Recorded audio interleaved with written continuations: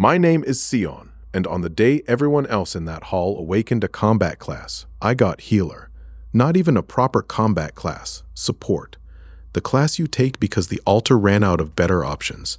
I stood there while the ranking officer read it out, and the laughter started before he finished the word. In this world, strength is the only thing that matters. Swordsmen, mages, knights, those are the classes that matter. A healer is a bandage with legs, someone to stand at the back, top off your health, and be grateful for the privilege. I knew at the moment the green light settled on me, and so did everyone else. But I'd grown up wanting to help people. My mother was a healer before the fever took her, and she always said the same thing. The world throws away the broken. Someone has to pick them up. I held on to that, in that hall full of laughter, like it was the only thing keeping me standing. A week later, an S-rank party took me on. Not because they wanted me, because every party needs a healer, and healers are cheap. Dane, the leader, looked me over like a man appraising a pack mule. You stay behind me, he said. You heal when I say heal. You don't get a vote. I told myself it was a start, that if I healed well enough, long enough, they'd see me as one of them. I was wrong, but I didn't know it yet. I followed them into dungeon after dungeon, healing their wounds and taking none of the credit, and I kept my head down and my satchel full. The party was famous. Dane's name opened doors in every guild hall, and I was the invisible fourth member, the healer, the healbot, the thing you only remember when you're bleeding. That was the deal, and I made peace with it. I thought if I just healed hard enough, it would be enough. Then came the SSS dungeon, the one every party wanted to clear and none had. The prize was fame, rank, and enough gold to retire. Dane was obsessed with it. He'd been ranked just below the guildmasters for a year, and this was his way past them. One run, he said. We clear it, and we're legends. I should have seen the trap in his eyes, but I was too busy being grateful to be included. The dungeon's entrance swallowed us, and the air went wrong immediately. Too cold, too still, like the place had been waiting for us. The sigils on the walls weren't warnings. They were a count of everyone who'd gone in and never come out. We were 3 floors down when the first monster broke through. Something huge and wrong, with too many limbs and no face. Dane's party fought it, and I healed them, and for a moment it almost worked. Then a second one came, and a third, and Dane made a decision that I still feel in my chest when I close my eyes. Heal them while we fall back, Dane said. But he didn't mean heal from behind. He shoved me forward into the corridor, toward the things with too many limbs. Buy us time. That was the order. I was the bait, the healer, worth so little he could be spent like a torch in the dark. I ran. I ran because the monsters were faster than my terror, and behind me I heard the party retreating. No, retreating isn't the word. They left. They left me there, on the 4th floor of an SSS dungeon, and the last thing I heard before the dark closed in was Dane's voice, calm as anything. It's fine. We'll find another healer. Something hit me from behind, and the world went sideways. I hit stone, and I felt things break. I lay there in the dark, bleeding out on a floor no one had cleared, and I understood, with a clarity that hurt worse than the wounds, that I had never been one of them. I had been a resource, and resources get spent. That's when it appeared. A panel of green light, hanging in the air above me, clean and quiet, like an app designed by something that had been waiting for exactly this. Healer system activated. It listed my HP, what little was left, and my rank, and my reputation, which was exactly 0. And then it showed me a line I didn't understand at first. Heal scales with the target's missing potential. I read it 3 times, lying there in the dark. Missing potential, not missing HP. The more broken something is, the more it has lost, the more my heal restores. I didn't know what it meant yet. I only knew that the system had activated at the exact moment I had nothing left. Missing potential, not missing health. The difference felt small at first, lying there bleeding, but it wasn't. A healer restores what's been lost. I restore more of it the more there is to lose. It meant my heal was nearly useless on the strong, and more powerful than anything on the broken. Like me. Like everyone the world had already given up on. The dungeon's death energy was thick in the air, a cold pressure that fed on weakness, on the broken, on everyone it had already claimed. and I understood the second half of the rule by feeling it. The more broken I was, the more the energy answered me. My own missing potential was the fuel. I was half dead, and that made me, somehow, more. I pressed a hand to the worst wound, the one in my side, and I felt the heal take. Not the weak trickle I'd used on Dane's party for weeks. This was a flood. It burned through me like I'd grabbed a live wire, and I watched my own blood stop pooling, watched the torn edges knit, and the cost of it nearly put me back on the floor. My HP dropped hard. The system ticked it down in real time, and I realized the rule cut both ways. I could heal anything, but it cost me myself. A healer who pays in his own life. It was the worst class in the world, and it was mine. And for the first time since the Awakening Hall, I was glad of it. I should have climbed back toward the surface. Every sane instinct said so. But there was a sound in the dark, a breath, ragged and wet, too weak to be a monster. Something was dying down here, the way I'd been dying, and my mother's voice was in my head. The world throws away the broken. Someone has to pick them up. I followed it, past the bodies of the ones who'd come before, past the sigils that counted the dead, and I found her at the end of a collapsed corridor, a woman, half buried under stone, bleeding from a dozen wounds. Her right arm was bent wrong, and the skin around it was black with something that wasn't blood. Poison. She was still breathing, barely. I dropped to my knees beside her, and even in the dark I could see she'd been strong once, the kind of strong that carves its name into legend. But whatever she'd been, she was now exactly what I'd been an hour ago, broken, discarded, and waiting to die alone. I didn't stop to think about the cost. I put both hands on her worst wound, and I healed her, the way I'd healed myself, and the green light flared so bright it drove the dark back. The system screamed a warning at me, HP draining, and I ignored it, because if I stopped, she died, and I'd already decided I wasn't going to let that happen. It nearly killed me. My vision went white at the edges, and my heart stuttered, and I felt the cold reach of the dungeon trying to take me the way it had taken everyone else. But under my hands, the black poison was receding, and the bleeding was stopping, and the arm, that ruined, broken arm, was starting to mend. When it was done, I fell back against the stone, gasping, with less of myself left than I'd ever had.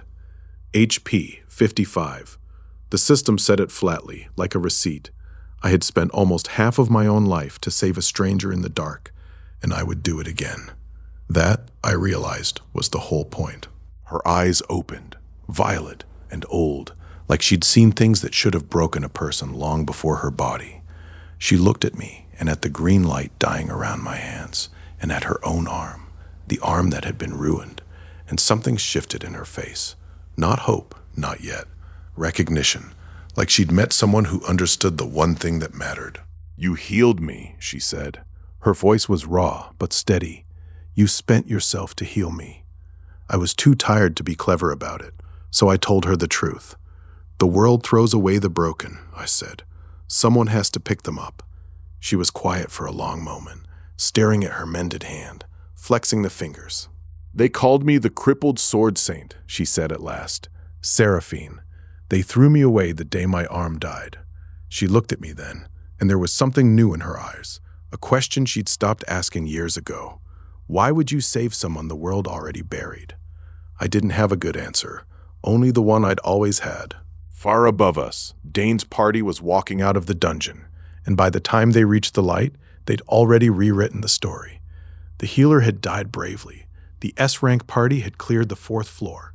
The guildmasters would toast them, and the ranking would rise, and no one would ask what happened to the man they left in the dark. I didn't know any of that yet. I only knew that I was still alive when I shouldn't have been, and that I'd just spent half my life saving a sword saint the world had buried, and that the green panel above me had stopped ticking down and started faintly to glow. "Healer system," it read, and under it, one line I finally understood. "Heal scales with missing potential. The more broken, the more it restores." The world had thrown away a healer and a cripple and left them both to die in the dark. It had no idea what it had just thrown together, but it would. Somewhere above, Dane was smiling. I was about to learn what that smile was worth. Her name was Seraphine, and once it had meant something. A sword saint, A legend whose name cleared floors no party could touch. A poisoned blade, in a betrayal by the guild that owed her everything, had crippled her sword arm, and the world had stopped whispering her name. They threw her away the day her arm died. She told me who she was, like a confession. The crippled sword saint, one-armed dead weight, discarded into the same SSS dungeon where parties went to die. She hadn't come here to fight. She'd come to end it quietly, out of sight of the guilds that had buried her while she still breathed. I recognized the look. I'd worn it an hour ago. Her violet eyes were old, like she'd seen everything that could break a person and let it break her anyway. She watched the green light die around my hands and asked, not unkindly, why I'd spent half my life on a corpse. I told her she wasn't a corpse yet. She laughed, a raw, hollow sound, and said the world would disagree. Leave me, she said. The heal's wasted. You can't uncripple an arm the poison already ate, and I'm done letting strangers pay to watch me die. She pushed my satchel back at me, and the effort of it cost her. She was proud in a way that only the truly finished are proud. Too tired to hope, too stubborn to beg. I didn't leave. I sat down in the rubble across from her, and she stared at me like I'd lost my mind. The world throws away the broken, I said, and the words felt like my mother's voice moving through me. Someone has to pick them up. It sounded naive even to me, sitting in a collapsing corridor with monsters somewhere above and a dead woman glaring back.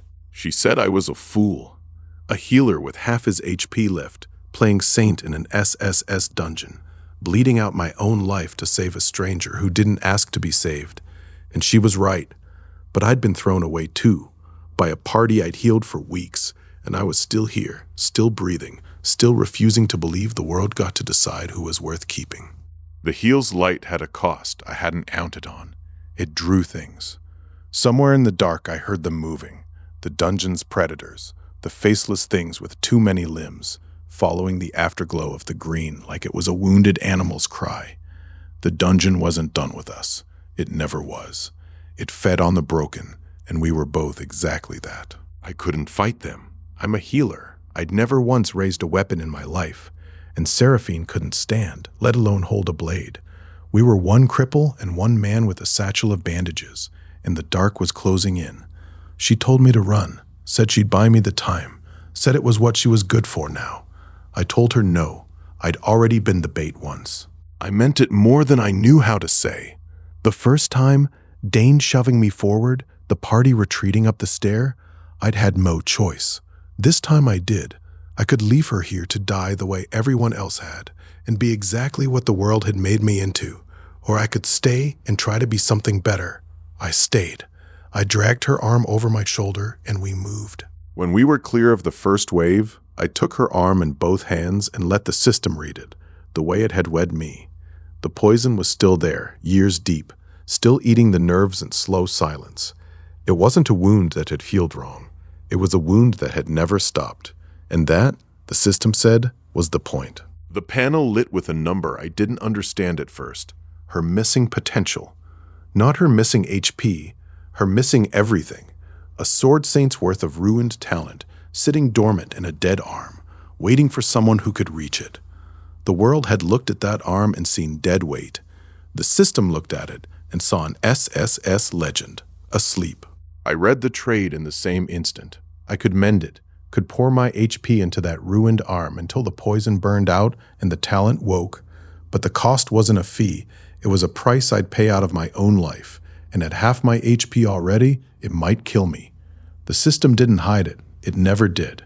It just laid the numbers out and waited for me to decide. I decided the way I always did, with my hands, before the fear could finish talking. I pressed both palms to her arm, and I healed her. Not the weak trickle I'd used on Dane's party. The full thing. The green light flared until it hurt to look at, and I felt the poison start to burn out of her nerves, like it had been waiting for a reason to die. The cost hit me like a fist. My HP drained, 55, then 40, then 30, and my vision went white at the edges, and my heart stuttered in my chest like a candle in a draft. I heard the system ticking the numbers down, flat and cold, and I kept pouring, because under my hands the arm was straightening, the black fading, the ruin unruining itself. When it was done, I fell back into the rubble, and the world spun. Women, 1, the system read, like it was counting her as mine now, as if a person could be counted that way. I almost laughed and almost passed out. I had spent most of what I had left, and for the first time since I'd woken in that hall, the green sigil on my hand didn't feel like a mark of shame. It felt like a promise I'd finally kept. The heal had a second cost, and it came for us before I could stand. The surge, the instant her talent woke, rippled out through the dungeon like a stone in dark water, and every predator on the floor turned toward it. The broken arm had been invisible to them. The mending one blazed. I'd saved her life and painted a target on it in the same breath. Worse, somewhere far above, past the sigils and the dead, a guild tracker caught the scent. I didn't know it then. I only knew the dungeon had gone still, the way it does right before it lunges. But the system had warned me from the start that every heal causes something. Saving a sword saint the world had buried was never going to stay quiet. It was only ever a question of who noticed first. We ran or stumbled deeper, away from the light, and I felt the drain of the heal still dragging at me like a weight on my chest. 30 HP. I'd healed a legend and left myself with almost nothing to stand on. But I didn't regret it, not once. That was the strange thing about paying the price yourself. It's the only way the cost ever feels worth it. We found a dead challenger's blade in the rubble, and Seraphine picked it up. Her hand shook at first, years of disuse, of a body that had forgotten its own strength. And then it stopped shaking, and something in her face closed, like a door slamming shut. "Stand back," she said. Her voice had changed. It wasn't the voice of a woman waiting to die anymore. She cut once, that was all. The blade came down in a line of silver so clean it didn't seem real, and the fallen pillar in front of her split in two. The cut so fine the stone didn't even know it was dead until the halves slid apart. A single stroke, from a cripple who hadn't held a sword in years. The monsters that had been circling us went still. They understood before I did. I understood a beat later, staring at the two clean halves of stone. This was the arm the guilds had called deadweight. This was the woman they'd thrown away as useless. I'd healed her once, and the thing that woke up was beyond anything I'd expected.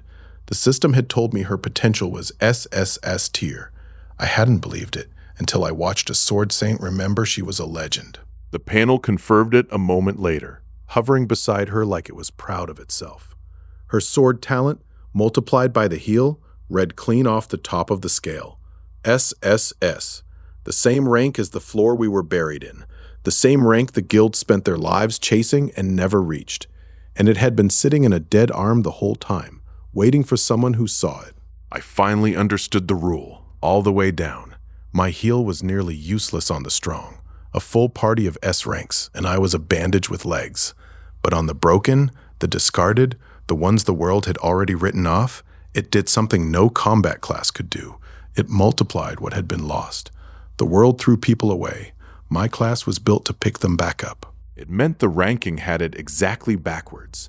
They called healer the weakest class because they only ever measured what it could do for the already strong. They'd never once looked at what it could do for the broken, because they'd already decided the broken didn't matter. The whole cruel system was built on that one blind spot, and I was standing in the middle of it, holding the one class that could see through it. She lowered the blade and looked at me, and for a long moment she said nothing. Then, "You could have left. The world would have understood. It already threw me away." I shrugged, still lightheaded from the drain. "The world throws away the broken," I said. "Someone has to pick them up." She stared at me for what felt like a long time, turning it over. "Then I'll stand," she said. "Not for the guilds that buried me, for the healer who stayed." It wasn't gratitude. Gratitude was too small a word for what was in her eyes. It was a decision. The first one she'd made for herself in years, and she'd made it for me. A crippled saint and a dying healer, in the dark of an SSS dungeon, choosing each other because no one else had. I told her I'd need her, that the arm was only the start, and the poison had run deep, and there was more to heal. She flexed her mended hand and looked down the dark corridor, and for the first time I saw something besides the grave in her face. "Then heal it," she said. "I'm not done yet." It was the first time she'd said anything about the future. I decided I'd live long enough to keep that promise. Far above us, the word was already moving. The guild tracker who'd caught her scent had reached the surface, and by morning, the message was on a guildmaster's desk. The crippled sword saint, buried and forgotten, had been seen alive in the SSS dungeon. I didn't know any of that yet. I only knew the panel above me had stopped glowing with pain and started glowing with something else. The guildmaster read the report twice. A dead woman walking, and walking with both arms, if the tracker's shaking hands were to be believed. His face did something complicated, fear and greed fighting for the same mouth. Seraphine had been worth a fortune to the guild before she fell. Worth more, maybe, now. A cripple they'd thrown away, and suddenly the ledger didn't balance the same. REP 5, the system read, and I understood what it meant without being told. The world was starting to hear about the healer and the saint in the dark, not as a threat, not yet, but as a rumor that wouldn't quite die. Somewhere above, a guild was already deciding what to do about the woman they'd buried, and below, in the rubble, Seraphine was testing her sword, and I was still breathing. We'd both outlived the story they'd written for us. We didn't get a day's rest. The guild tracker's report had done its work faster than I'd feared, and by the time we found our footing on a lower floor, the hunt was already on. Seraphine knew it before I did. She stopped dead, tilted her head, and her hand went to the sword. "They sent a hound," she said. Her voice was flat. "The guild never lets a sword saint walk away." I didn't know what a hound was, and I said so. She told me in the same flat voice, "A guild enforcer, trained to track and retrieve, or bury, anyone who outlives their usefulness. A discarded saint who suddenly had her arm back was worth dragging home in chains. A dead one was worth a bounty. Either way, the hound wasn't coming to ask politely." I should have been afraid. Part of me was. But I looked at Seraphine, at the way she'd already shifted her weight, the way her mended hand rested on the hilt, and I realized she wasn't the woman from the collapsed corridor anymore. She was a sword saint who remembered who she was. "Then we'd better be ready," I said. She almost smiled. Almost. The hound came at us from the dark, fast, armored, and utterly sure of himself, the way only a man who's never lost can be. He called her name like a summons. "Seraphine, the guild demands your return." She didn't answer. She just stepped in front of me, drew the borrowed blade, and for one heartbeat, the whole dungeon held its breath. Then she cut. Not the careful test from the day before. The real thing. A stroke that started at her hip and ended somewhere beyond the hound. So fast the air itself seemed to tear. The hound's blade came up too late. His armor split at the shoulder, clean through, and he went down on one knee with his eyes wide, staring at a sword saint who should not exist. The system flared beside me, and I watched the number jump. Rank F to D in a single stroke. The world had called her dead weight. The panel had just re-ranked us on the strength of one cut. I understood then what raising a discarded woman really meant. It didn't just heal her, it re-ranked the whole world around her, and the world was going to notice. The hound didn't run. He laughed, a short, ugly sound, and climbed back to his feet, and I saw the calculation flicker across his face. A cripple who'd come back as something more was worth a fortune, but the secret of how was worth 10 fortunes. "Who fixed your arm, Saint?" he asked, and his eyes found me over her shoulder, and I felt the target land on my chest like a cold hand. "The healer," he said slowly, like he'd just solved a puzzle. "The dead weight, they said, died on the 4th floor. He knew who I was. Dane's discarded healer, the man the party had left for bait. I was supposed to be a footnote in a guild ledger, but here I was, standing behind a resurrected sword saint, and the hound was suddenly looking at me the way a man looks at a key." Seraphine moved before he could finish the thought. She was between us in an instant, blade up, and her voice was ice. "You don't get to look at him." I'd spent my whole life being invisible, a healbot no one remembered, and there she was, a legend the world had thrown away, putting herself between me and a guild's enforcer, like it was the most natural thing in the world. I wasn't invisible anymore. The fight turned. The hound was good, trained to bring down sword saints, and Seraphine's arm was only a day healed. A blow got through, a gash across her ribs, and I did what I'd always done. I reached out and healed it. But this was different. This was empowering a sword saint mid-fight, pouring my HP into her to keep the blade alive, and the drain hit me like a wall. My HP, already at 30, dropped toward the floor. My knees buckled, and the green light guttered. and I felt the cold edge of the dungeon reach for me the way it had the night they left me to die. This was the price the system had warned me about. Every empowerment drained me, and in the middle of a fight, draining me was the same as putting a knife to my own throat. I almost blacked out. I remember the hound's voice, gleeful, "The healer's spent," and the certainty that I'd finally paid too much. But then Seraphine was there, not attacking, but standing over me, her blade a wall of silver between me and the dark. "Not him," she said, and the words weren't a plea. They were a law. She shielded me, and the world went quiet. The hound was no fool. He saw the fight he couldn't win, and he did what guild hounds do. He slipped back into the dark to live another day and to carry word. But before he vanished, he looked at me one last time, and I saw it in his face. The report was already writing itself. A healer who raised a cripple to a rank the guilds couldn't reach. A useless healer, worth more than the saint herself. That was the so what of every heal, and I finally understood it completely. I'd saved Seraphine, and the world had answered by sending a hound. I'd shown my hand, and now every guild in the realm would want the same thing the hound had wanted. The key that turned discarded women into SSS legends. The heal caused things. It never stopped causing things. I'd bought her life with a secret that was now out in the dark, running. Seraphine stood over me until the hound's footsteps faded, and only then did her sword point drop. She turned, and her face was all hard edges until she saw me on the ground. And then it cracked. "Fool," she said, but the word was gentle, and she was already kneeling, already checking the wound I'd spent myself to close on her. "You almost died healing me." I did.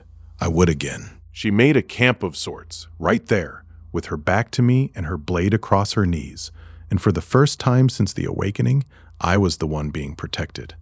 I slept in pieces, and every time I surfaced, she was still there, silver hair in the dark, watching the corridor like she'd made a vow of it.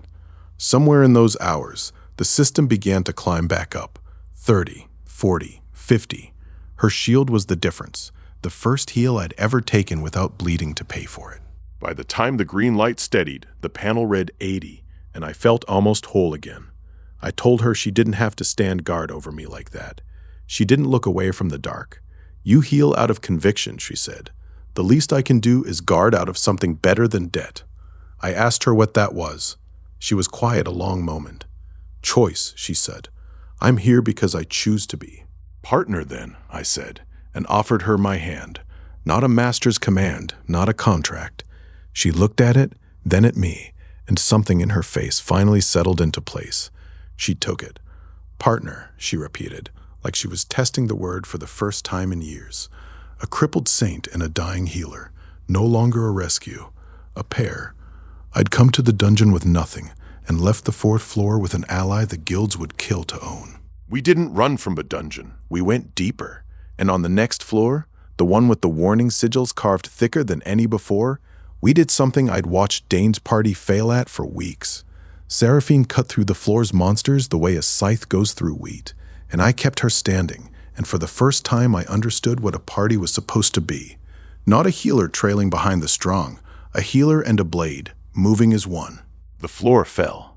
The sigils stopped counting, and standing in the quiet after, I realized the party that had left me for bait, Dane's famous S-rank party, had never cleared this floor.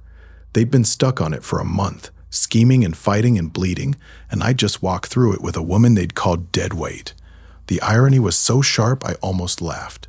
The useless healer and the cripple, clearing what the strong couldn't. Seraphine cleaned her blade and looked back at the fallen floor, and there was something like peace on her face. "This is what I was," she said. "This is what they threw away."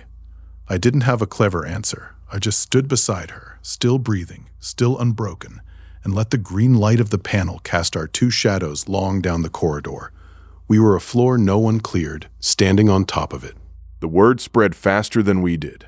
A cleared floor is a loud thing in the dungeon economy, and a cleared floor cleared by a healer and a cripple is a scream.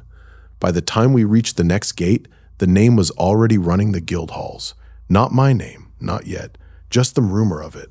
A healer who raised a discarded saint to SSS, the man who made dead weight walk. The system tracked it in real time, and I watched the number climb. REP 5 to 10, ticking upward like a slow fire catching. It wasn't fame. Fame was what Dane wanted, a name on a ranking board. This was something else, a quiet current of broken people in the dark, hearing there was a healer who picked up what the world threw away, and turning, for the first time in years, toward the sound of it. I didn't know how far the current reached. I was about to find out. Seraphine caught me watching the panel and read it over my shoulder. "They'll come for you now," she said, and she didn't sound afraid. She sounded certain, the way a sword saint is certain of a blade's edge. The guilds, the tower, every party that ever threw someone away, they'll come. I nodded. I'd known it since the Hound. "Let them," I said. "I was a healbot once. I'm not going back to being invisible." We left the floor together, the way we'd come, a healer and a cripple, both alive, both something more than the world had meant us to be. The dungeon's cold gave way to the gray light of a higher level, and I stopped at the threshold and looked back. Somewhere below, the things I'd been, the bait, the healbot, the man waiting to die in the dark, were still down there. I didn't need to bring them with me. Seraphine waited for me, silver hair catching the pale light, and for a moment neither of us said anything. Then she did something I hadn't expected. She smiled. A real one, small and private, the first I'd seen on her. "You look like a man who survived something," she said. I did. We both had. And we'd done it the way the world said we couldn't, together, at the cost of ourselves, and not a cotter of it wasted. I adjusted the strap of my satchel and fell in beside her, and we walked out of the dungeon's mouth into a world that was already writing our names down. The cripple and the healer, the two the guilds had buried. Somewhere above, a ranking board was wrong about us, and somewhere below, in the deep where the sigils ran out, something was watching our shadows move toward the light. It wouldn't watch for long.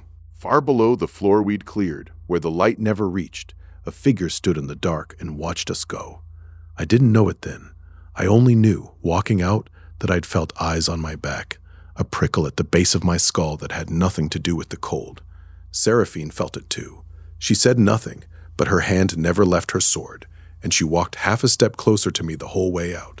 The figure in the deep didn't follow. She only stood there, a woman in a torn mage's robe, a cracked crystal at her throat, violet eyes fixed on the green afterglow of a healer she'd been told couldn't exist.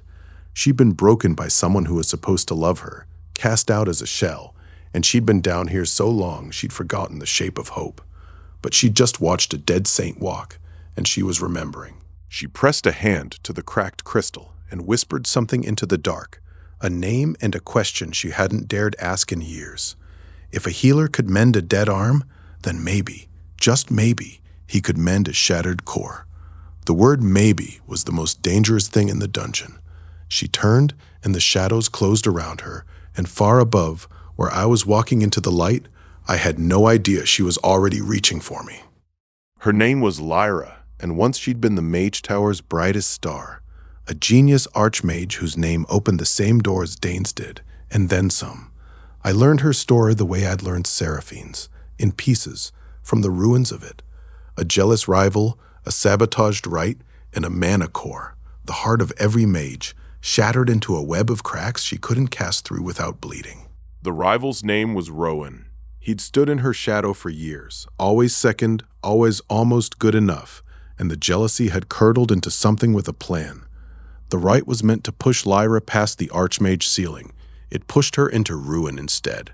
And when she lay broken on the tower floor, core cracked, the guild didn't ask who'd done it. It just looked at a mage who couldn't cast and called her a broken shell. They cast her out. A genius archmage, thrown into the dungeon's deep like refuse, left to die the way they'd left Seraphine, the way they'd left me. The pattern was so clean it hurt. This world doesn't just break people. It breaks them, then blames them for the pieces. I found her at the bottom of the dark, and I already knew, before the system said a word, that she was mine to save. When I found her, she was exactly what the world had made her. A woman in a torn mage's robe, a cracked crystal at her throat, curled against the dungeon stone like she'd been there so long she'd forgotten the shape of anything else. She looked up at me with violet eyes that had gone flat, and for a long moment, she didn't seem to believe I was real. "You're the healer," she whispered, "the one who raised the dead saint." I knelt down, and Seraphine stood back a respectful distance, watching the dark, Lyra's hands were faking, not from cold. "Every time I reach for mana," she said, "it tears at the cracks. It's like casting with a broken spine. The pain doesn't stop." She showed me her palm, and there was a thin line of blood where a spell had backfired into her own skin. They told me I'd never cast again. They were right. I'd seen that look before, on Seraphine, in the collapsed corridor, the night I dragged her out of the rubble. The look of someone who'd stopped waiting to be saved. But there was something else under it, something Seraphine had too. A talent so deep the world had to break it because it couldn't beat it. I reached for her hand. "Let me read it," I said. "Let me see what they broke." The system read her the way it had read Seraphine, and it nearly blinded me.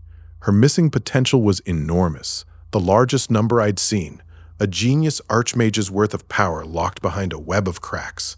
Not dormant like Seraphine's arm, actively bleeding, every day, every time she breathed toward her mana.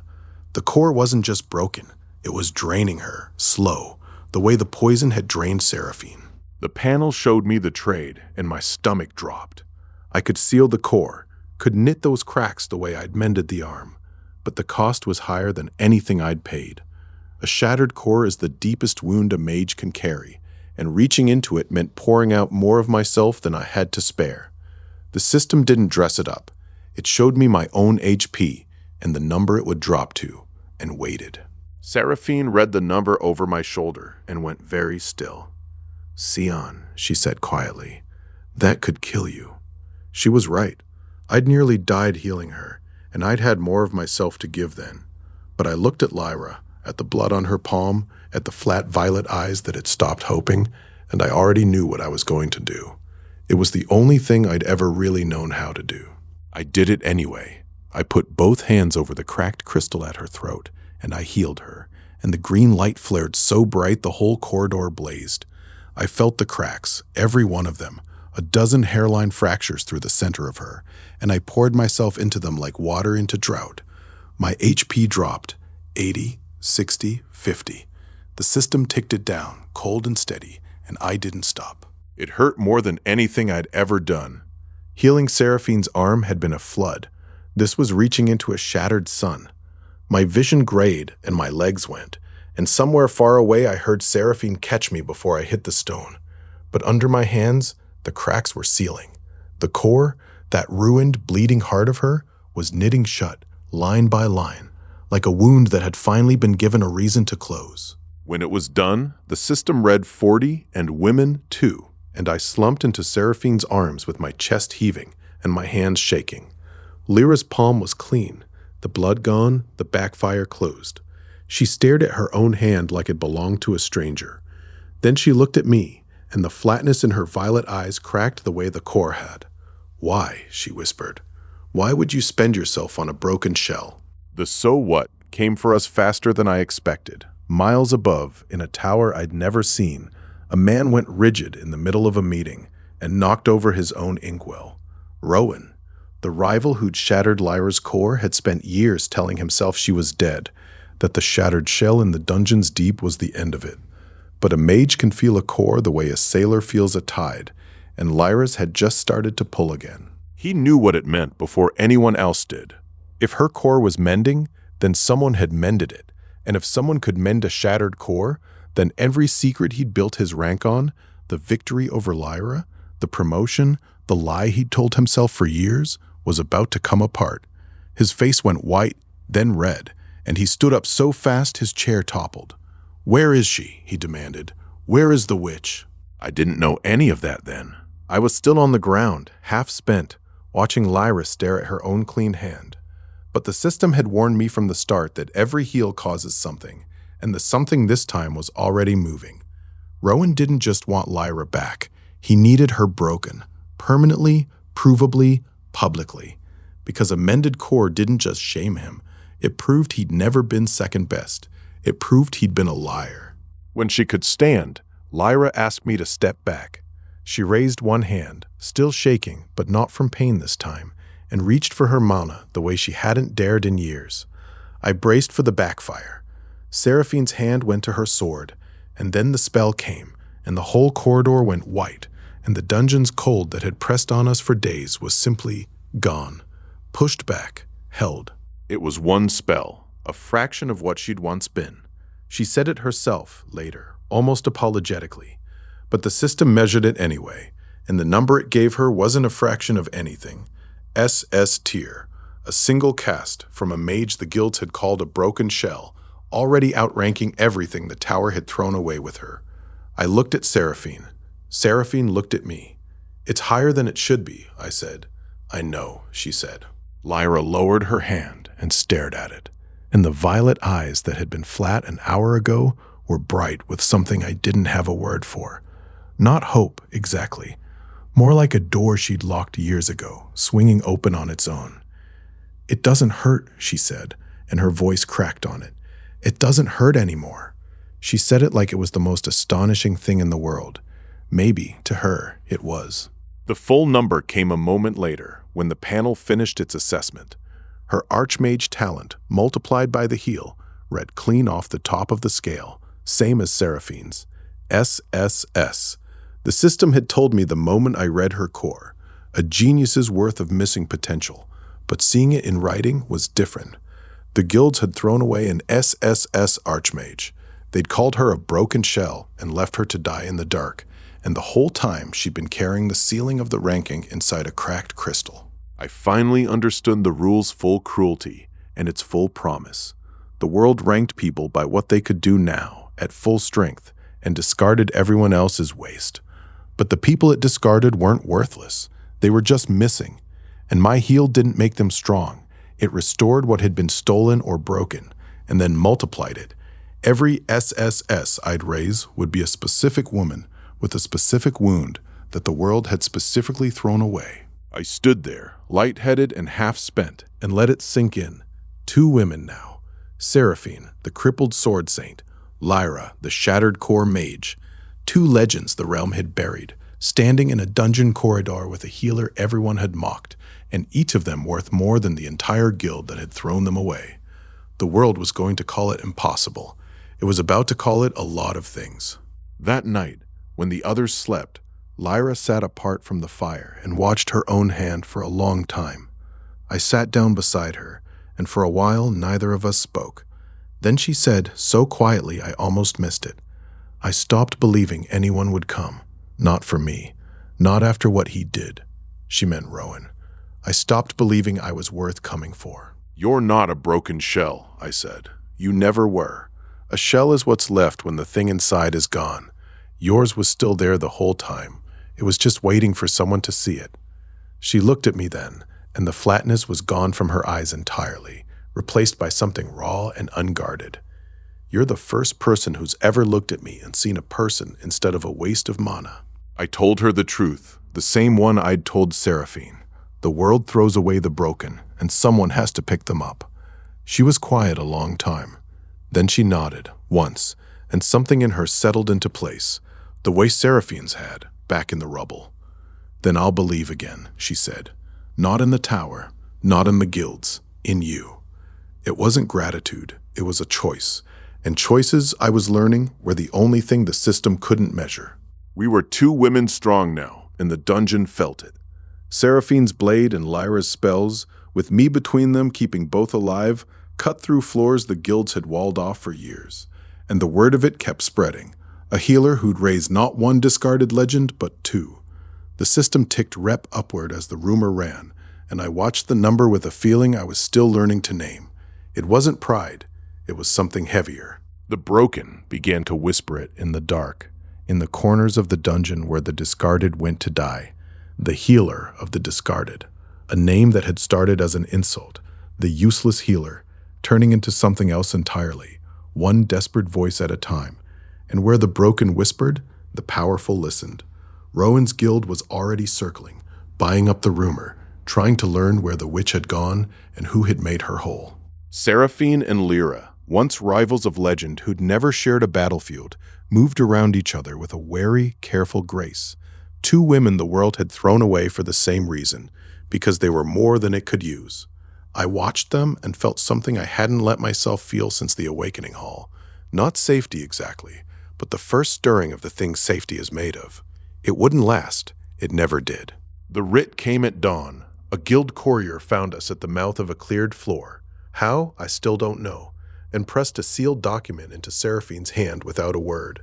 She broke the seal and read it, and her face went cold in a way I'd only seen once before. "It's for Lyra," she said. "A guild writ, signed, sealed, and carrying the tower's mark." She turned it over.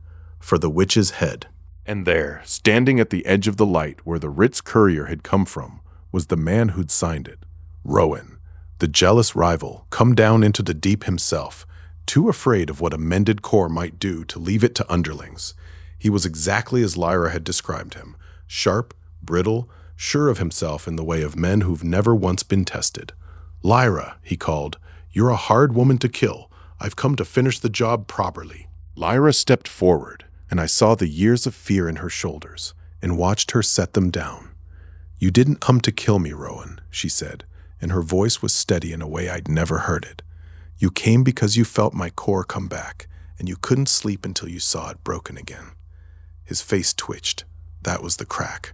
The rival, the writ, the guild behind him, it all came down to one frightened man who couldn't bear the thought of second place. Rowan came for her at the edge of the cleared floor, a writ in one hand and half a dozen guild mages at his back, and the first thing he did was look her over the way a man looks at a broken thing he expects to stay broken.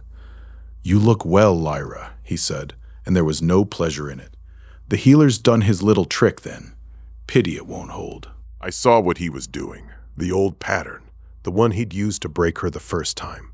He needed her to believe she was still a shell, still fragile, still his to shatter. He needed the fear to do his work for him before the first spell was cast. "You were nothing without me," he said, soft and poisonous, a genius propped up by a tower that pitied her. Whatever he mended, it still cracked underneath. I expected Lyra to shrink, the old Lyra, the one I'd found in the dark, would have. But she just looked at him, and something in her face went very still, and she stepped forward past the point where Seraphine and I stood guard. "Then come see for yourself, Rowan," she said. "Come see what's cracked underneath." Her voice didn't waver. That was the first time I thought, she's not the woman he broke anymore. Rowan struck first, a spike of force meant to shatter, the same killing blow he'd used on her years ago, aimed at the same place. It was cruel, and it was a mistake. Lyra met it with a spell of her own, and the two collided, and for one bright instant, the corridor held both lights. Then hers won. The spike didn't shatter against her, it broke against her and kept breaking, and Rowan's own force came back at him like a wave. He was thrown back into his own escort, and I watched his face go from smug to uncomprehending to afraid, all in the space of a heartbeat. This was the mage he'd called a broken shell. This was the woman he'd left to die in the dark, and she was standing over him now with mana in her hands that he couldn't touch, couldn't match, couldn't even look at without flinching. The system flared, and I watched the number move. Rank, D to B, in a single exchange. Lyra hadn't even used her full strength. I could see her holding back, saving herself for the next thing. That was the cruelest part, for Rowan. She didn't need everything she had to break him. A fraction of a mended core was enough to outclass the man who'd shattered it. The writ in his hand was suddenly just paper. He'd come down into the deep to finish a job, and found the job had finished him. But the fight wasn't free. Rowan's escort weren't there to watch. They were there to overwhelm, and when they pressed in from three sides at once, Lyra took a hit. I reached for her without thinking, the way I always did, and poured my HP into her to keep her standing. That was the mistake the system kept warning me about. The drain hit mid-fight when I had nothing to spare, and my legs went out from under me. HP 40, dropping. I felt the world tilt, and I knew, coldly, clearly, that this was the tactical weakness of what I did. A healer who pays in his own life is a healer you can kill by making him care. Rowan's mages didn't know that yet, but they'd figure it out soon enough. The secret of my power was also the shape of my death, and it was written all over me, right there in the middle of the fight. Seraphine saw it first. She was between me and the mages before I hit the ground, her blade a wall, and I heard her voice cut through the roar. "Lyra, cover the healer." And Lyra did, without a word, without a pause, the two of them closing around me like a gate slamming shut. I'd spent my whole life being the one who healed from behind. Now I was the one being protected, and it was the strangest, safest thing I'd ever felt. Rowan ran. There's no kinder word for it. He gathered up the remains of his escort and fled back toward the surface, and he didn't look back once.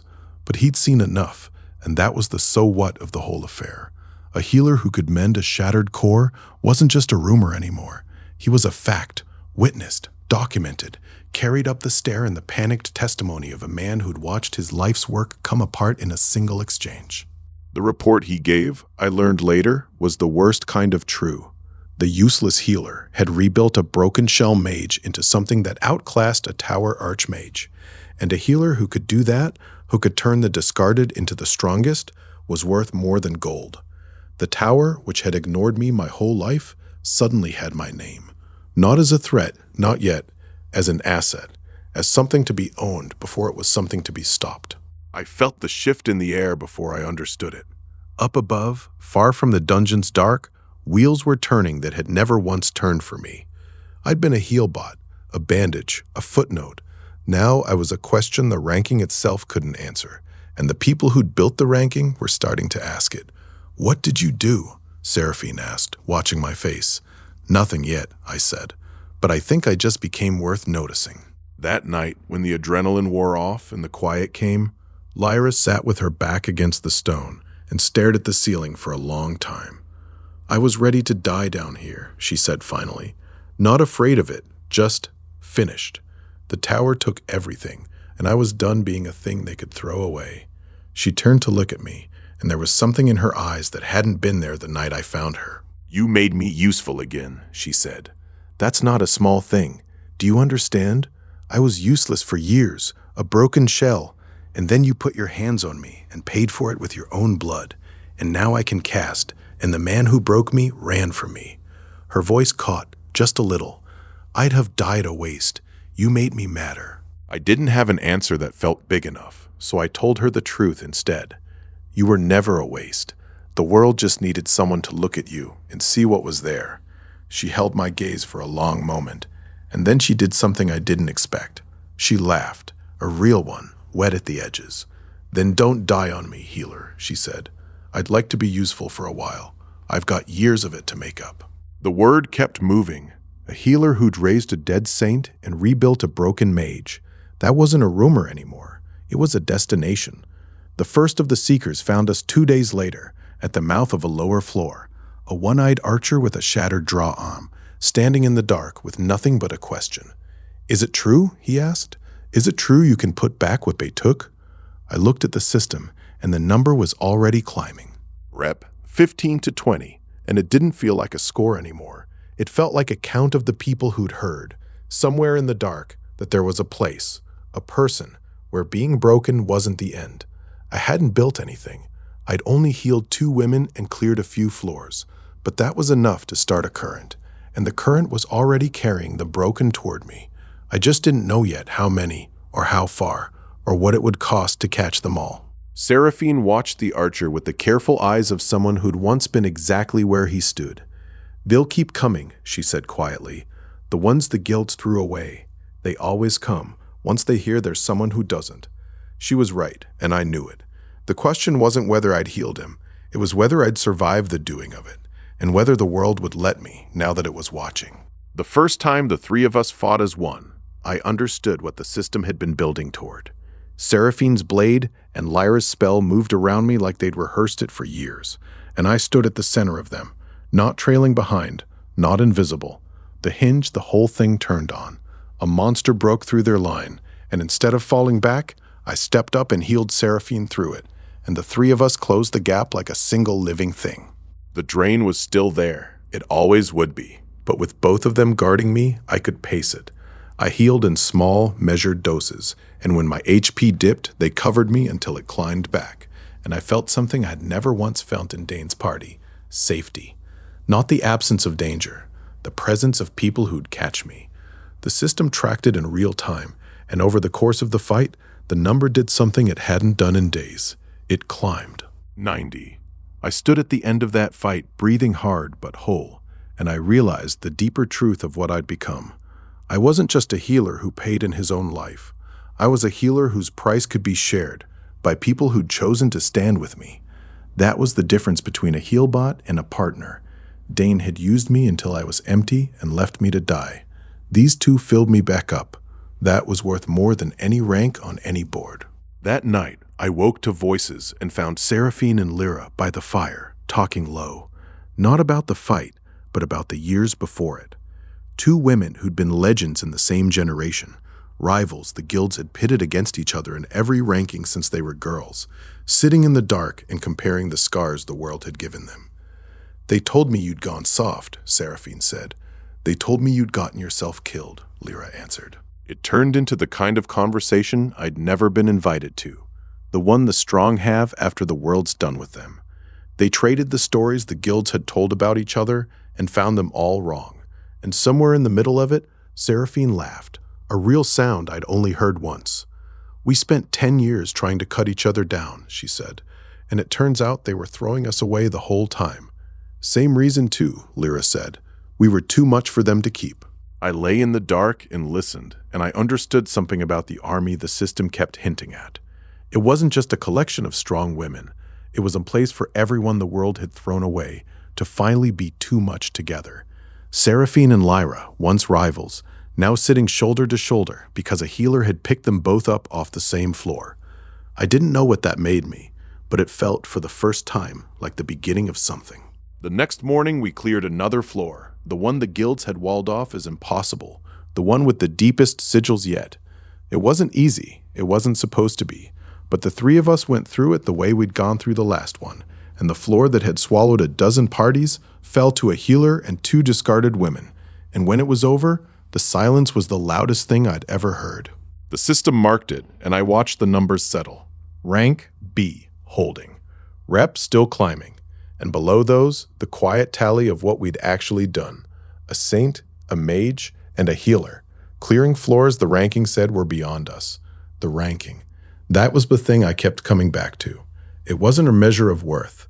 It was a wall, built to keep the discarded down, and I'd just walked through it twice.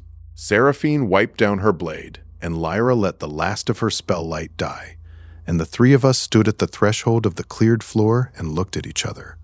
No one said it out loud. We didn't have to. We'd stopped being a rescue, a healer dragging legends out of the dark, and become something else, a party. The thing Dane had never let me be part of.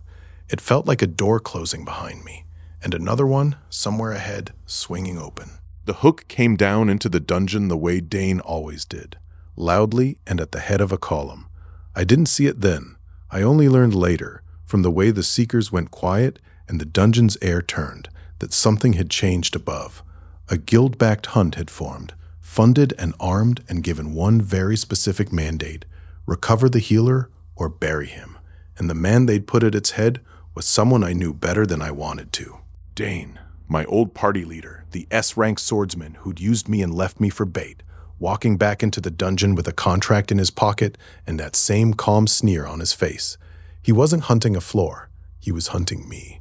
The useless healer he'd spent like a torch in the dark, now worth a fortune to the guilds, worth owning, worth killing, worth anything but leaving alone. The wheel had turned all the way around, and it was bringing him down to me. I'd spent weeks trying not to think about him, the voice in the dark.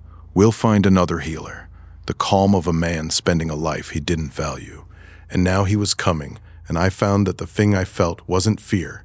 It was something older and colder, the part of me that had been left to die in the dark, finally standing up. Let him come, I thought. Let him see what he threw away. The hunt was on, and for the first time, I wasn't running from it. He found us on a floor I'd helped clear, which felt like the cruelest possible joke. Dane walked out of the dark the way he always did, at the head of a column, calm as a man entering a room he owns, and behind him came a squad of guild fighters with contracts on their belts. I'd known he was coming. I told myself I was ready, but seeing his face again hit me in a place I thought I'd sealed shut. He stopped a dozen paces off and looked me over the way he'd looked me over the day we met. Appraising, faintly bored, like a man checking the teeth of a pack mule. "Sian," he said, and the name sat in his mouth like it tasted cheap. "You've been busy. The guild sent me to recover you, or bury you. I'm told I get to choose." He said it lightly, the way you'd talk about the weather. The contract was real. I could see the seal from where I stood. Recover or bury. Not rescue, not negotiate. Those were the two options the world had for a healer who'd stopped being invisible. And they'd sent the one man in the realm who'd already spent me once to decide which. The irony would have been funny if my hands hadn't been shaking. Dane didn't even look at Seraphine or Lyra at first. He looked at me, and his lip curled the way it always had, and I watched him slot me back into the box he'd kept me in for years. I don't know what trick you pulled to survive that floor, he said, but let's not pretend it changed what you are. You're a healer. You stand behind. You do as you're told. He said it like it was the natural order of things, and I was a fool for forgetting. The worst part was that it still reached me. For one heartbeat, I was back in the staging room, nodding along, grateful to be included, believing that if I just healed well enough, I'd finally be one of them. The old shape of me, the one he'd made, still fit. I could feel it. You look like you've been eating well, he went on. Good. A healthy healer's worth more. Like I was livestock he'd misplaced. Then Seraphine stepped forward, and the spell of it broke. He's not yours to appraise, she said, and her hand was on her sword. Lyra moved to the other side, mana already gathering at her fingers, and I felt the old box start to crack around me. Two women who'd once been legends, closing ranks in front of a healer everyone had mocked. Dane's sneer didn't fade, but his eyes flicked to them, and I saw him recalculate. It should have been enough to make him pause. It wasn't. Dane signaled, and the squad spread out, a dozen fighters, maybe more, fanning through the corridor with the practiced ease of people who'd done this 100 times. He didn't need to beat Seraphine and Lyra. He just needed to outnumber us, keep us pinned, and wait for the healer to do what healers do. That was the whole plan, and it was a good one. Seraphine and Lyra read it in the same instant I did. They didn't fall back. They put themselves between me and the squad, sword and spell, shoulder to shoulder, and I felt a strange, furious pride. You want the healer, Seraphine said, and her voice carried the way it had in the old stories. You go through us first. Dane actually smiled at that, the way a cat smiles at a cornered bird. And then the fight started, and I learned what it meant to be outnumbered by people who knew exactly what I was. They didn't come at the women. They came at me, probing, feinting, forcing Seraphine and Lyra to spend their strength covering a healer who couldn't defend himself. It was the hound's tactic, perfected. They'd studied me. They knew my weakness better than I did. Seraphine took a wound, a real one, and I reached for her without thinking, the way I always did, and poured my HP into closing it. That was what Dane had been waiting for. The drain hit me mid-fight, and I staggered, and my knees buckled, and I heard him laugh, not loud, just satisfied, the sound of a man watching a trap he'd set spring exactly as designed. There it is, he said. The healer spends himself. Watch. HP 90, falling. I felt the familiar white at the edges of my vision, and I understood, with a clarity that burned, that he'd always known. Even before the system, before the betrayal, Dane had understood the thing I was too blind to see. A healer who gives of himself is a healer you can bleed. He'd used it to throw me to the monsters. Now he was using it to corner me in the open, with a dozen swords waiting for the moment my legs gave out. But the system had changed me in ways Dane couldn't see. I didn't fall. I caught myself, and I looked up at him through the white, and I did something I'd never once done in his party. I healed with my eyes open, and I held the line. Seraphine's wound closed. Lyra's spell covered me, and the moment Dane had been waiting for, the healer collapsing, the party breaking, never came. He'd planned for the man he'd thrown away. I wasn't that man anymore. That was the so what. Dane saw it happen, saw me stay standing when he'd been certain I'd fall, and the sneer finally cracked. Not into fear, into greed. He wasn't looking at a heal bot anymore. He was looking at the thing the guilds had sent him to recover, the key that turned broken women into legends, and I watched the word recover die behind his eyes and the word own take its place. He wanted me, not to kill, to keep. You've gotten interesting, Sian, he said, and there was a new edge in his voice. The guilds want you back under a contract, but I think you're worth more than a contract. You're worth a leash. He took a step forward, and the squad closed in behind him, and I understood that the hunt had just changed shape. This wasn't recovery anymore. This was a man who'd thrown away something valuable, realizing what he'd had and deciding to take it back. Seraphine and Lyra shifted, reading the change, but I was already thinking past the fight. Dane, with a dozen guild fighters at his back, on open ground, was a battle I couldn't win by holding. I'd learned that much, so I did the thing he'd never expect the old me to do. I chose the ground. Now, I said quietly, and the three of us moved as one, breaking for the deeper dark, where numbers meant less and the broken knew the way. We ran, not in retreat, in a maneuver. The lower floors were my territory now, not Dane's. I'd healed my way through them, and the dark that had once been my grave had become my home ground. Seraphine and Lyra moved with me like we'd rehearsed it, and behind us the squad's torches bobbed and fell away, their formation shredding on stone and shadow. Dane's voice chased us down the stair, and for the first time, it sounded like something other than certainty. I knew exactly where I was going. The floor below was a warren of collapsed corridors and dead-end passes, the kind of place a dozen men with torches got lost in, and a man who'd crawled through it bleeding could map with his eyes closed. The system glowed faintly at my hand, not guiding, just present. I'd been thrown down here to die. Now I was using every scar it had given me to live, and there was a cold satisfaction in it. We stopped in a half-buried hall where the torchlight couldn't reach, and I listened to the hunt blunder past above, their voices thin and wrong. Seraphine and Lyra were breathing hard but steady, and I was still on my feet, 70 HP, spent but standing. He'll be back, Lyra said quietly. He won't stop. She was right. Dane never stopped, but I'd bought us the one thing we hadn't had all day, time. The time bought us more than a rest. Word that the healer was being hunted, that the guilds had sent a column to recover or bury him, spread through the lower floors faster than any torch. And the people who lived there, the broken ones who owed me nothing yet but had heard what I'd done, started to come. Not warriors, just the discarded, carrying what they had, standing in the dark with the same question in their eyes. Is it true you pick up the broken? The system answered before I could. Army, 0 to 50, ticking up in real time as the first of them arrived. A one-eyed archer I'd met days ago, a lame swordswoman, a mage with a burned-out core, a dozen more behind them. 50 lives the world had thrown away, turning toward a healer it was hunting. I hadn't recruited anyone. I hadn't promised anything. They'd come because for the first time in years, someone had refused to let the broken stay broken. I looked at them, at the 50 faces in the dark, and I felt something shift in my chest. This was the so what of every heal I'd ever done, all coming home at once. Seraphine's arm, Lyra's core, every life I'd poured my HP into. They hadn't just saved the women. They'd lit a signal, and the signal had brought me an army.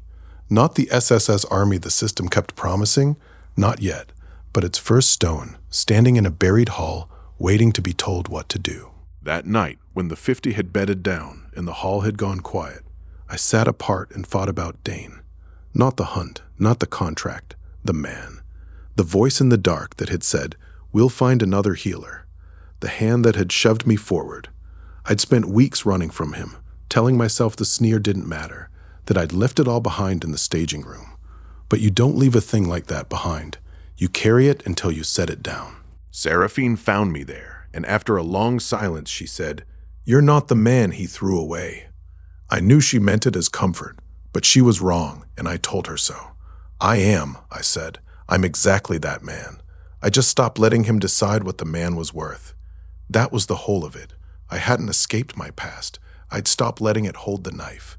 Dane's sneer could still find me. It just couldn't reach the part of me that mattered anymore. Lyra appeared at my other side, and the three of us sat in the dark without talking, the way you sit with people who've seen the same bottom as you. Somewhere above, Dane was hunting a healer who no longer existed, a heal bot who'd stand behind and do as he was told. That man had died on the 4th floor. What was left, sitting in a buried hall with 2 legends and 50 of the discarded, was something the hunt hadn't been built to catch. By morning, the 50 were more than a number. Seraphine and Lyra moved through them the way only people who've been broken can. Not commanding, just organizing, showing a lame swordswoman how to hold her weight, steadying the mage with the burned-out core. I watched them and understood what the system meant by army. It wasn't a count of soldiers. It was a count of the people who'd chosen to stand, and the three of us were the reason they believed they could. I walked among them, and I healed. Small things at first. A shattered draw arm, a burned core, the kind of wounds I could mend without emptying myself.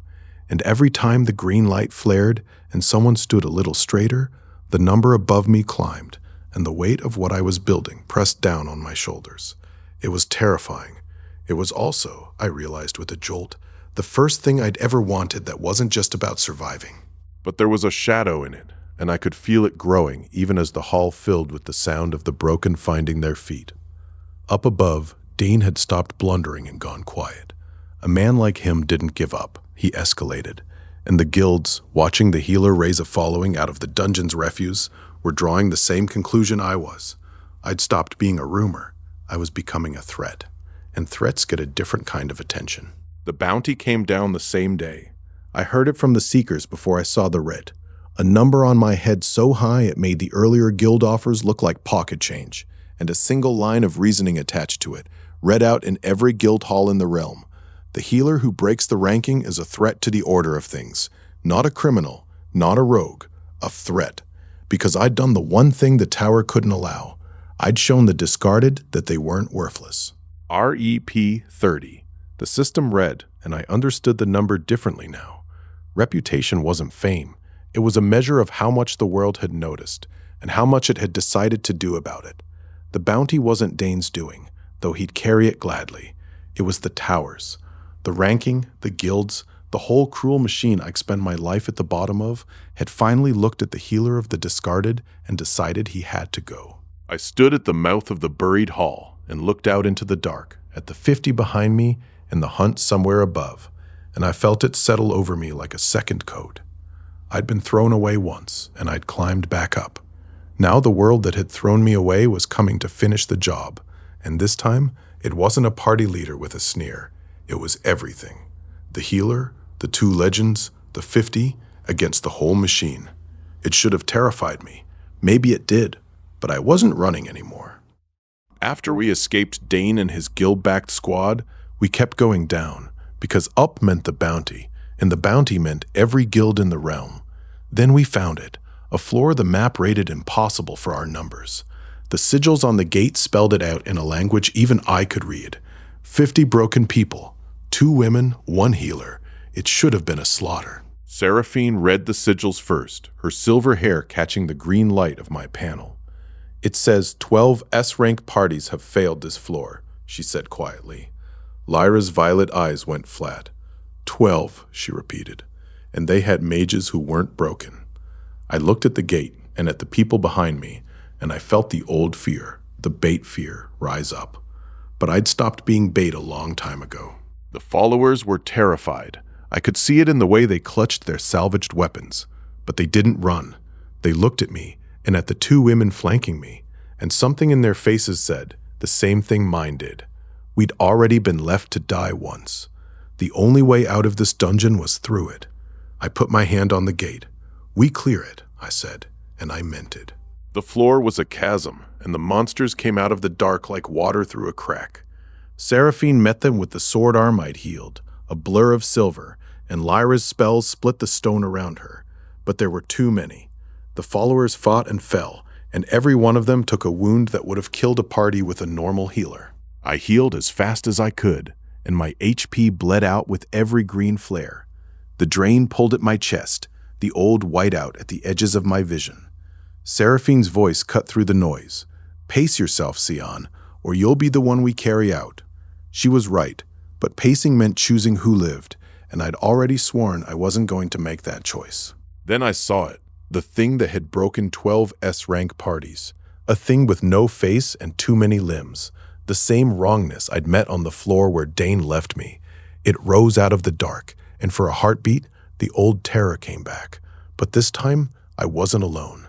This time, I had a sword saint on my right and an archmage on my left, and they were looking at me, waiting for the heal that would turn this around.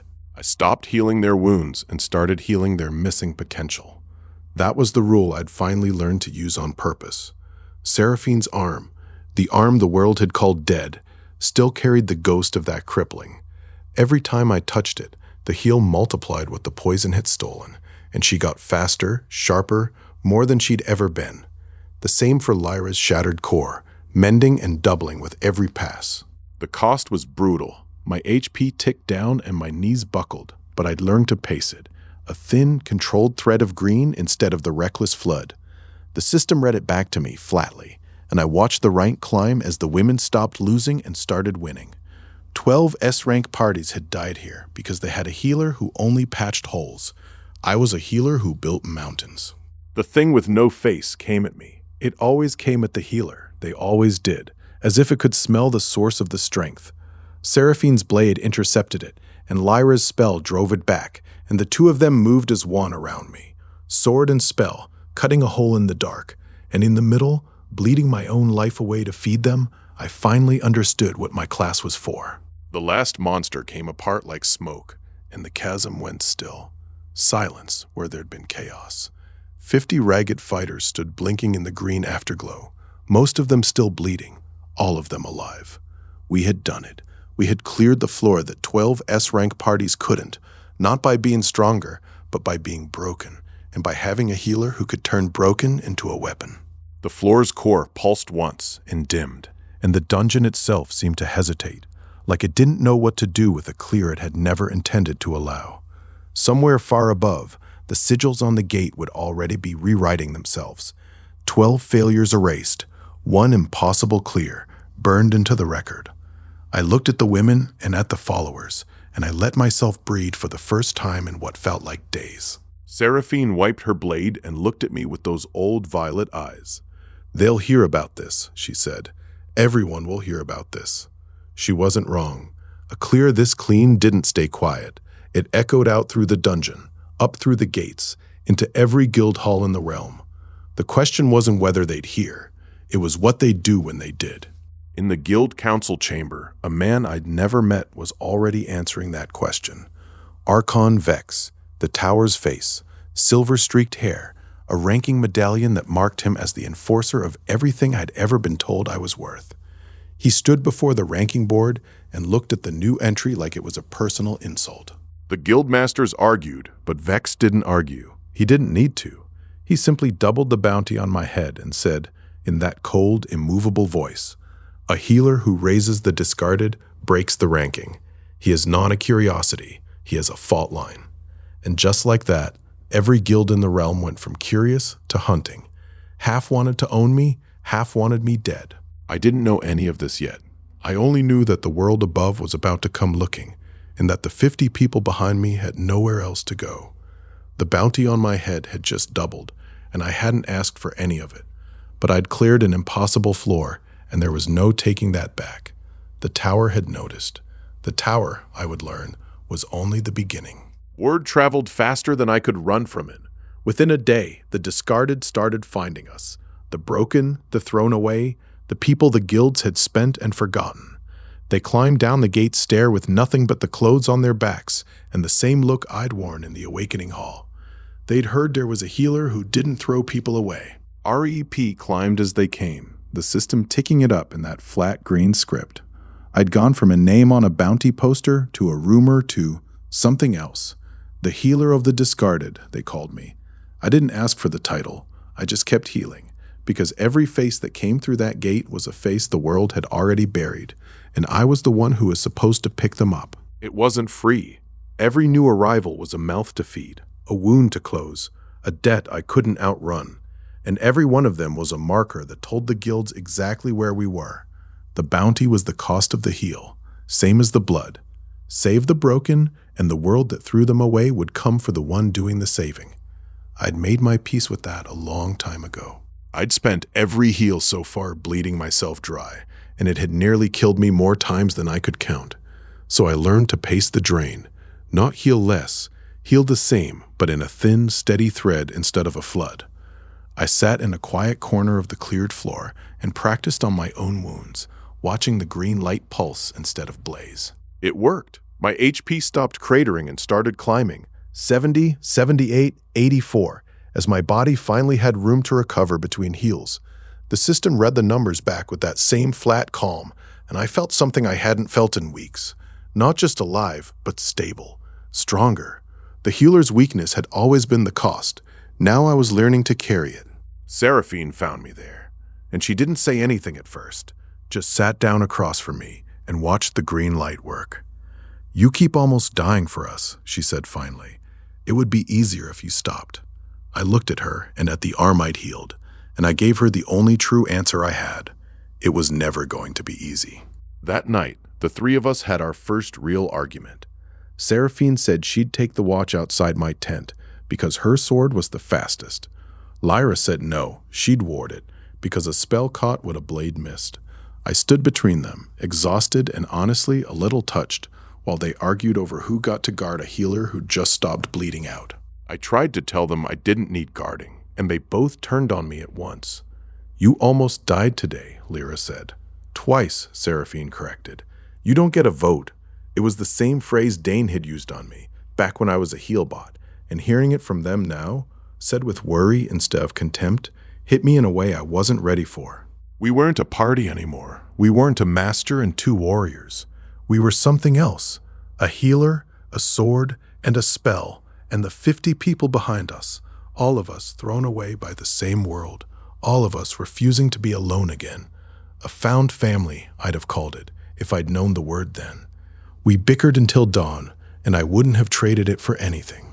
By morning, we'd done more than survive. The cleared floor became a base, cook fires in the cold stone, patched tents, a banner raised over the gate.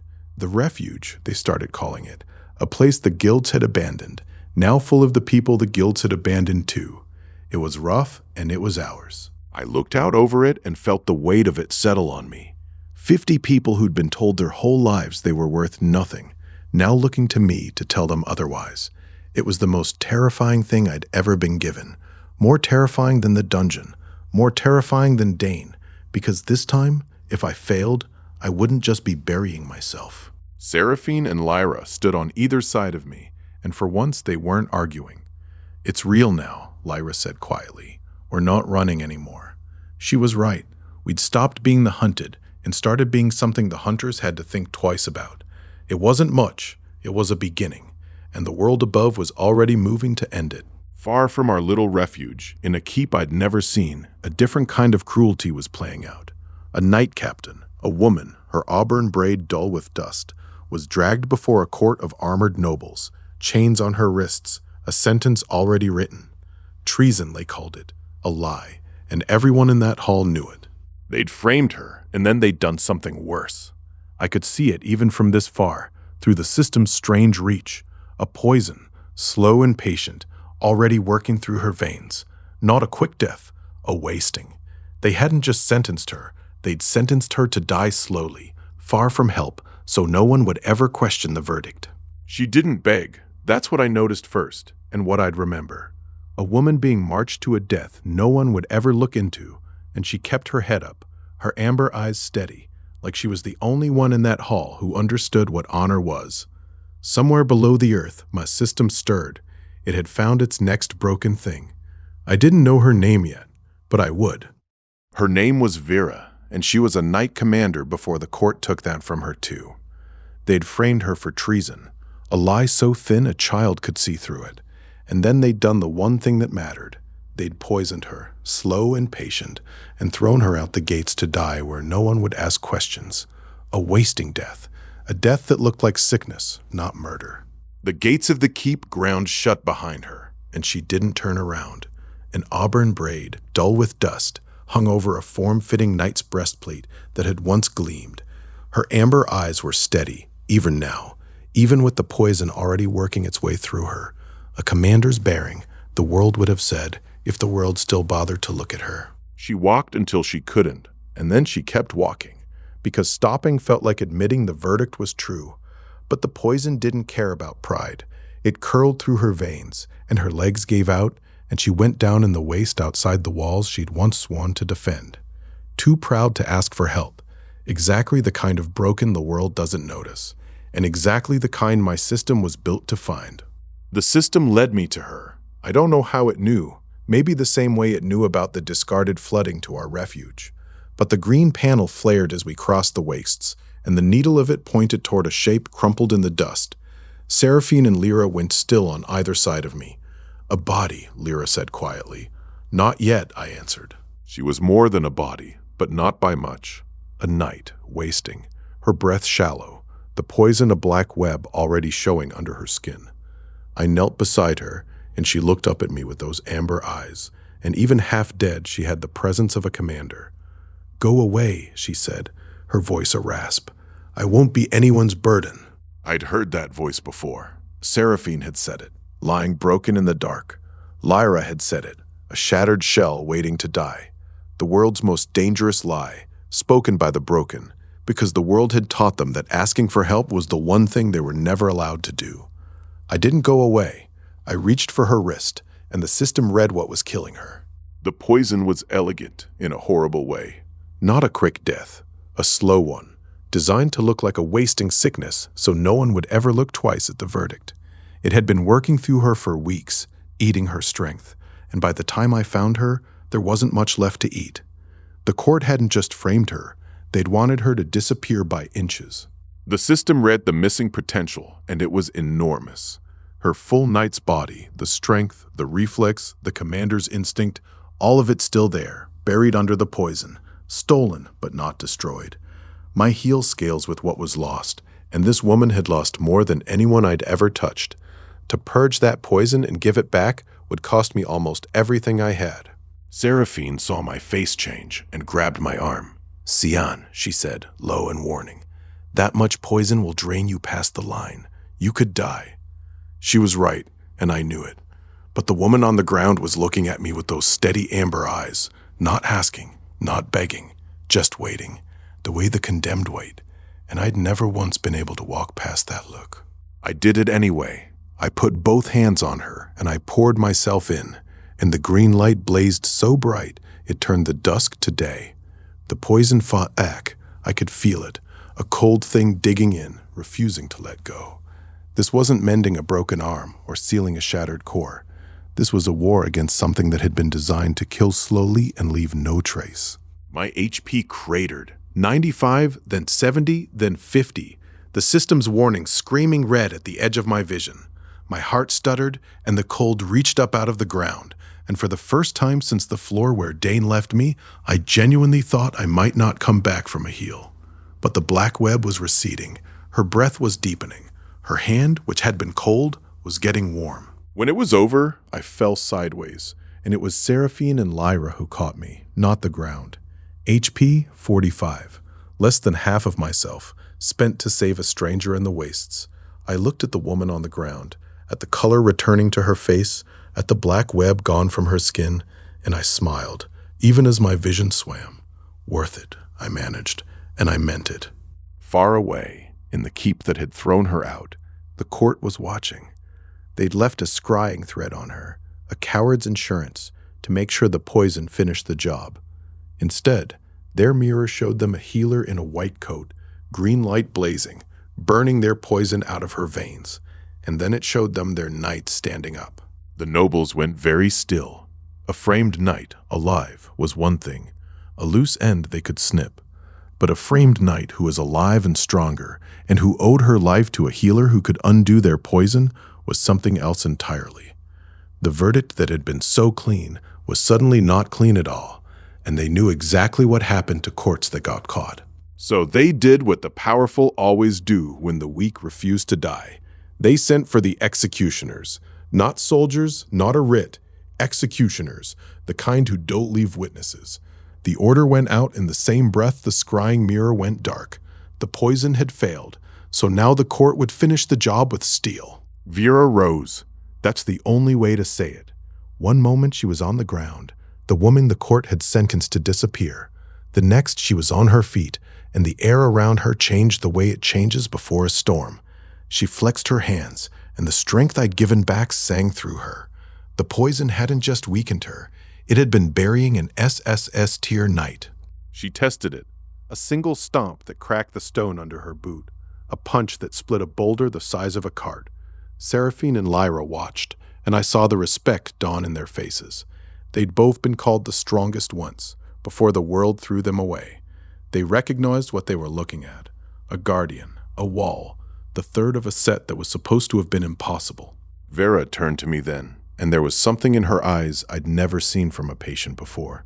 Not gratitude exactly, something heavier. "You spent your life to save mine," she said slowly. "You didn't know me. You didn't owe me anything." She was right, and she was about to make me understand what that meant to someone who'd spent her whole life being owed nothing. We brought her back to the refuge, and she changed it in a day. Vera looked at the 50 ragged followers, the people who'd come to us with nothing but wounds and hope, and she didn't see a mob. She saw a force that didn't know it was one yet. She started ordering, correcting, shaping, and because she moved like a commander, they fell in line without being asked twice. It was the first time I understood what her hidden worth really was. Seraphine was the blade, Lyra the spell, but Vera was the mind that made an army out of the broken. She drilled the followers in the cold stone, and by nightfall, they stood straighter, moved together, held their salvaged weapons like they'd earned them. The refuge stopped being a camp and started being a garrison. I watched her work and felt the shape of it settle in my chest. The 3 women were complete now, sword, spell, and shield, and the sword SS Army I hadn't quite dared to believe in was suddenly not a dream. It was standing in front of me, learning to march. A healer, 3 discarded women, and 50 souls the world had written off. God help the guild that came for us now. That night, Vera found me by the fire and knelt. Not a courtly kneel, a knight's kneel, the kind she'd once given a king, before the king's court framed her and threw her out to die. Her amber eyes were steady, and her auburn braid hung over a breastplate that gleamed again. "I swore an oath once," she said, "to a crown that betrayed me." I tried to tell her to get up, that I didn't want oaths, that I wasn't anyone's master. But she cut me off, gentle and immovable. "I don't swear to masters," she said. "I swore to a king once, and he let them do this to me. So I swear to you instead, not because you command me, because you refuse to let me die, and I don't forget a thing like that." She pressed her fist to her chest, and the words came out formal and absolute, the way oaths are supposed to sound. I'd spent my whole life being told I was worth nothing, and here was a knight commander kneeling in the firelight, swearing her life to me not as a master, but as the man who'd picked her up. I didn't know what to say, so I just stayed there and let it be true. By dawn, the refuge felt different. The 3 women stood together, Seraphine with her silver hair and her sword, Lyra with her dark violet hair and her mana, Vera with her auburn braid and her shield, and the 50 followers stood behind them, straight as soldiers. For the first time, we looked less like refugees and more like the beginning of something. The women had been rivals of legend once, before the world broke each of them in turn. Now they moved like they'd always been one, sword, spell, and shield, with me in the middle keeping them standing. 3 discarded women, each one an SSS tier secret, each one here because a healer the world called useless had refused to leave them in the dark. I looked at them and felt the weight of it, the good kind this time. This was the SSS Army. Not in numbers, not yet, but in the only thing that had ever mattered. The people the world threw away, standing together, unbroken. It was real now, and somewhere on the road, the court's executioners were already coming to test whether it would hold. They came faster than I'd have liked, and they came quiet. I felt them before I saw them, a wrongness on the road, the same cold as the court's scrying thread. Seraphine's hand went to her sword, Lyra's mana sparked, and Vera went very still, and I saw something old and hard settle into her face. She knew who they were. She knew what they'd come to do. Executioners, not soldiers, the kind who don't take prisoners and don't leave witnesses, sent by a court that couldn't afford to let a framed knight live. They'd come to finish the poison's work with steel, and they'd come expecting one woman, wasting and alone. They had no idea what was waiting for them. The court had sentenced a knight to die. It had no idea what it had just put on its feet. Vera turned to me, and there was no fear in her, only the oath she'd sworn the night before, already being tested. "Stay behind me," she said quietly. It was the same words Dane had used on me, back when I was a heal bot, but from her it meant something else entirely. Not contempt, a promise. The executioners were at the gate. Vera's oath was about to mean something. They came for Vera, expecting a woman wasting alone in the dirt, What they found was a knight commander standing at the gate of a refuge full of the people her court had helped throw away. The executioners paused at the sight of her, not sick, not dying, but straight-backed and gleaming, her auburn braid bright in the dawn. The first crack in their certainty. There were 6 of them, and they carried the cold I'd felt on the road, the same wrongness as the scrying thread. Professionals. They didn't speak, didn't demand, didn't announce themselves. They just drew steel and kept walking, the way you walk toward a task you've done 100 times before. They'd killed framed nobles and inconvenient witnesses. This was supposed to be easy. Vera stepped forward to meet them, and Seraphine and Lyra moved to her flanks without a word, sword, spell, and shield, closing ranks around me. The executioner's leader finally stopped, and I saw him reassess, the way a hunter does when the deer turns out to have horns. "Stand down, knight," he said. Vera smiled. It wasn't a warm smile. "You first."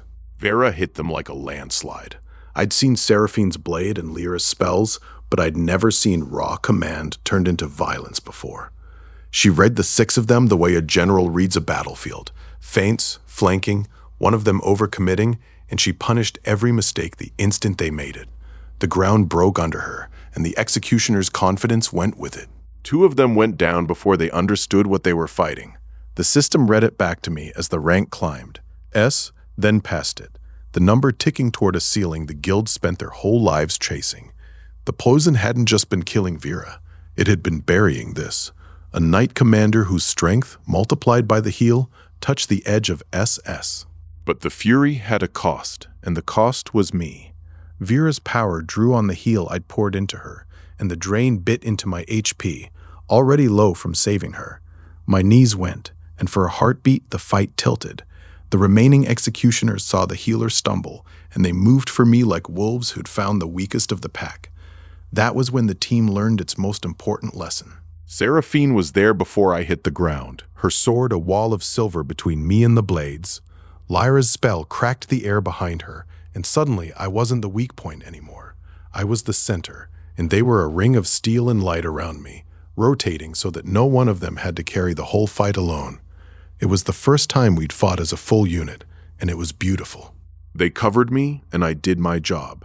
I healed, but I cased it, the thin green thread instead of the flood, and for the first time my HP stopped bleeding out and started to climb. Because they were taking the blows meant for me, the heal could go where it was needed, instead of just keeping me alive. 45, then 58, then 74. I could feel myself coming back. Vera finished it. The last of the executioners broke and ran, and she let him go. "So the court hears it from a witness," she said, and there was something cold and satisfied in it. I stood there, steadier than I'd been in days, surrounded by 3 women who'd just rewritten the way we fought. We weren't a healer and his guards anymore. We were one instrument, and it had 4 parts. The executioner who ran brought the story back to the court, and the court went cold. Their knight wasn't just alive. She was stronger, faster, more dangerous than she'd ever been, and there was a healer at the center of it who'd made her that way.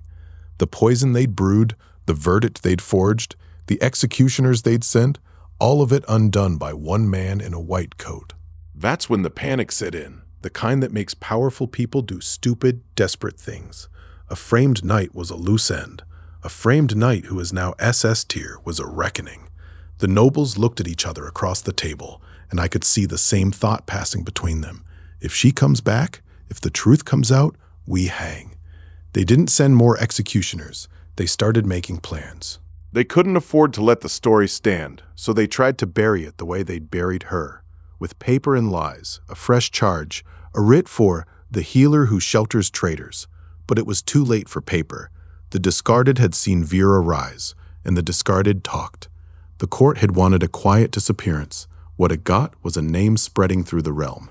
The story of the knight and the healer spread like a fire through dry grass. The broken heard it, the framed, the crippled, the thrown away, and they came. Not in 1s and 2s anymore, but in a wave. By the time the week turned, the refuge had doubled. 50 had become 100, and the cold stone was warm with cookfires and voices. Vera shaped them the way she'd shaped the first 50, but faster now, with Seraphine and Lyra at her side as the example of what a discarded woman could become. The system ticked the army up as they arrived, flat and green. 100 souls, 100 people the world had decided were worth less than the boots that kicked them out, and every one of them looking to me like I was the proof they weren't. It wasn't just numbers. It was the beginning of a force, and I could feel the shift in the air. The refuge wasn't hiding anymore. It was growing, and growing things cast shadows the powerful can't ignore. 100 broken people was a mob. 100 broken people with 3 SSS tier women and a healer who could raise the dead's potential. That was something the guilds were going to have to answer for, sooner or later. REP climbed with the stories, and the system read it back in that flat green script I'd come to trust. I wasn't a bounty anymore. I was becoming a name. In the guild halls, they whispered it in 2 different tones, some with contempt, some with a hope they didn't dare say out loud. The healer of the discarded, the man who picked up what the world threw away. I didn't ask for the name, the way I hadn't asked for any of it, but it fit, and it stuck, and the more it stuck, the more the discarded found their way to us. A reputation, I was learning, was just the heal's consequence written large. Save enough broken people, and the broken people of the realm would come looking. Bring them, and the ones who threw them away would start looking too. The title carried a weight I was still learning to hold. When 100 people look at you like you're the reason they didn't die in the dark, you don't get to shrug it off. You carry it, or you break under it. I carried it. Some nights it was heavier than the heel, but every face that came through the gate made it a little easier to hold. Vera's loyalty, once given, was absolute. I saw it in 100 small ways. The way she positioned herself at my back without being asked. The way she drilled the followers harder than she drilled herself. The way her amber eyes tracked every shadow like she expected the court to come for me next. The oath she'd sworn wasn't words to her. It was the thing she was now. I found her on the wall one night, watching the road, and I told her she didn't have to keep swearing her life to me. That she was free, that she'd earned that much. She looked at me for a long moment, and then she said, quiet and certain, "You don't understand what you did. I was dead. Not dying, dead. The moment they framed me, the moment the poison took. You didn't just heal me, Sian. You gave me a reason the oath meant something again." I didn't have an answer to that, so I didn't give one. We stood there in the dark, a knight and a healer, watching the road together. And I understood then the thing that separated Vera from every ally I'd ever had. Seraphine chose to stand because she believed in what I was. Lyra chose because she believed in herself again. Vera had sworn an oath, and Vera did not break oaths. That week, the 4 of us sat together for the first time as equals. No watch to keep, no fight at the gate, just a fire and a meal and the 100 people we'd gathered around us. Seraphine teased Vera about her drilling. Lyra pretended to be above it all and failed. And I sat in the middle of it, listening, and felt something I hadn't felt since before the awakening hall. Belonging. That was the word. The world had spent my whole life teaching me I was a resource, something to be used, spent, discarded. But these 3 women didn't see me that way, and neither did the 100 people behind them. We were more than a guild, more than a party. We were the thing the guilds were built to prevent, the discarded, standing together, and refusing to be alone again. Vera raised a cup, just water, we weren't rich, and said, "To the healer," and the others said it back, and the 100 voices behind them said it too, and I sat there with my ears burning, more moved than I wanted to let on. I'd been called useless, healbot, bait. I'd been left to die in the dark. Nobody had ever raised a cup to me before. I'd carry that sound for the rest of my life. The system's rank read SS now, a number most guilds would have killed for, and I could feel the SSS ceiling just beyond it, close enough to touch. The 3 women sparred at full strength in the training yard, and the ground shook under them, and the 100 followers watched with their mouths open. This was what the heel had unlocked. This was what the world had thrown away. Seraphine's blade, Lyra's spell, Vera's shield, each of them now brushed the edge of a rank that hadn't been seen in a generation. And none of them got there because I'd made them powerful. I'd only restored what was already theirs and multiplied the loss. The rule held, heals and empowers, never conjures. A truly ordinary person would have stayed ordinary. But these 3 were never ordinary. That was the world's mistake. I watched them and did the arithmetic I'd been avoiding. 3 SSS tier women, 100 fighters, a healer who could raise the discarded. The ceiling was coming, and when we hit it, there'd be no more hiding in a cleared dungeon floor. We were about to become the biggest open secret in the realm, and the tower that had already doubled my bounty, was watching. The tower had been patient, in the way of something that's certain it can crush you anytime it wants.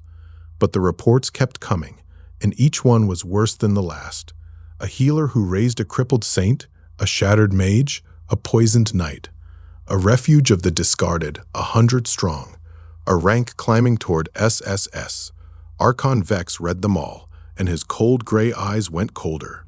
He didn't panic the way the court had. He did something worse. He sat down and wrote a single letter, in the careful hand of a man who knows he's drafting history, and sealed it with the ranking medallion that had marked him since before I was born. It was addressed to the Guild Alliance, and its meaning was simple. This was no longer a bounty. This was a war. The letter read like a sentence already passed. The healer breaks the ranking, it said. If the discarded learn they can be raised, the hierarchy falls. Bring him in or bring him down. I didn't know it was coming. I only knew that the world above had gone quiet, in the way it goes quiet before a storm. The tower had noticed. The tower was done waiting. They convened in a hall older than any guild banner in it. The Guild Alliance, every master who mattered, called together for the first time in years. The topic was me, a healer who raises the discarded, Vex told them. Wasn't a nuisance to be bountied. He was a question the hierarchy couldn't survive being asked. If the weak could be made strong, then the whole ranking, the thing every guild was built on, was a lie. The masters didn't want to believe it. I was a healer after all, the class they'd spent their whole lives sneering at. But the reports were the reports. A crippled saint, a shattered mage, a poisoned knight, all raised to the edge of SSS. A refuge, 100 strong and growing. The masters argued, blustered, denied, and underneath all of it, I could feel the fear.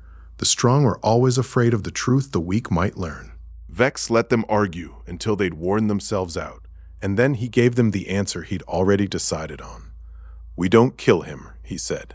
Not yet. We test him, offer him a place, a guild seat, resources, protection. If he kneels, we own the healer and the army he's built. If he refuses, he didn't finish. He didn't have to. The Alliance had a way of dealing with people who refused. The envoy came with gifts and a smile, and both were fake. A guild officer in a fine coat, flanked by enough swords to make the point, carrying a sealed writ of recruitment for the healer of the discarded. He looked around our refuge, at the 100 broken people, at the patched tents, with the polite expression of a man swallowing a sneer. The offer was generous on its face. A guild seat, a stipend, protection from every bounty on my head. All I had to do was bring my talents under the Alliance's banner. I listened, and I heard the real offer underneath, the one he didn't say out loud. They didn't want to hire me. They wanted to own me. The same deal Dane had offered once, except now they'd come to the door instead of leaving me for dead. The 3 women stood behind me, and I could feel them bristle without turning around. Seraphine's hand was on her sword. Vera's wasn't even trying to hide it. Lyra watched the envoy's escort like she was counting their weaknesses. The envoy smiled wider, waiting for my answer. He thought he was offering a lifeline. He was about to learn what kind of man I'd become in the dark. I told him no, not the angry kind of no either. The calm kind, the kind you can't argue with. I said the discarded didn't need the Alliance's protection, and I didn't need its guild seat. The world had already thrown us away once. I wasn't going to crawl back to the people who'd done it, just because they'd finally noticed I was worth something. The envoy's smile froze, and the mask came off. You think this is an offer, he said, and the escort's hands moved to their weapons. It's a courtesy. The Alliance doesn't ask, it allows. The air went tight, and for a long moment the gate was balanced on a knife's edge. Then Vera stepped forward, and the escort looked at her and remembered what the report said she'd done to the last people who'd come for us. They left. Not running, but not slowly either. The probe had done what it came to do. It had tested me, and I'd failed their test on purpose. I'd rather be hunted as a threat than owned as a tool. But I knew, watching them go, that the courtesy was over. The next envoy wouldn't come with gifts. The next envoy would come with a writ that said dangerous and an army behind it. The Alliance did what the powerful always do when they're refused. They relabeled it. Within a day, I wasn't a curiosity anymore. I was a threat to the hierarchy, formally branded, my name on a writ beside the words dangerous and sedition. The bounty went up, but so did something else. The branding was supposed to isolate me. It did the opposite. The discarded heard that the guilds were afraid of me, and they came. Not because I'd called them, because when the powerful name a man a threat, every broken soul in the realm hears the thing they've been waiting their whole lives to hear. Someone is finally making them afraid. The refuge swelled. 100 became 200. The cold stone couldn't hold them all, and we built out into the dark. I'd been branded a threat, and the consequence was the thing the Alliance least expected. The broken rallied to my side harder than ever. 200 souls, each one a person the hierarchy had thrown away, now standing under a banner the hierarchy had just declared war on. The Alliance had meant to warn the realm away from me. Instead, it had drawn a line, and the realm's cast-offs were crossing it. With 200 mouths to feed and a war coming, the 3 women got to work. Seraphine took the ones with the beginnings of a blade's instinct. Lyra took the ones whose mana answered, faint and half-broken. Vera took everyone else and made them a line that could hold. They were training the first aspirants, the strongest of the discarded, reaching for a rank the guild said was out of their reach. I healed them, one by one, reading their missing potential the way the system read it, and I watched the same thing happen that had happened with Seraphine and Lyra and Vera. The heal multiplied what the world had stolen. A farmhand with a crippled hand became a marksman. A girl whose mana core had been cracked by a failed awakening began to cast. It wasn't conjuring, it was the rule. Restore what was lost and multiply it. None of them would reach SSS, not yet, maybe not ever. The heal only multiplies what was there, and most of them had never been SSS tier to lose. But that was the point the guilds kept missing. You didn't need an army of SSS monsters.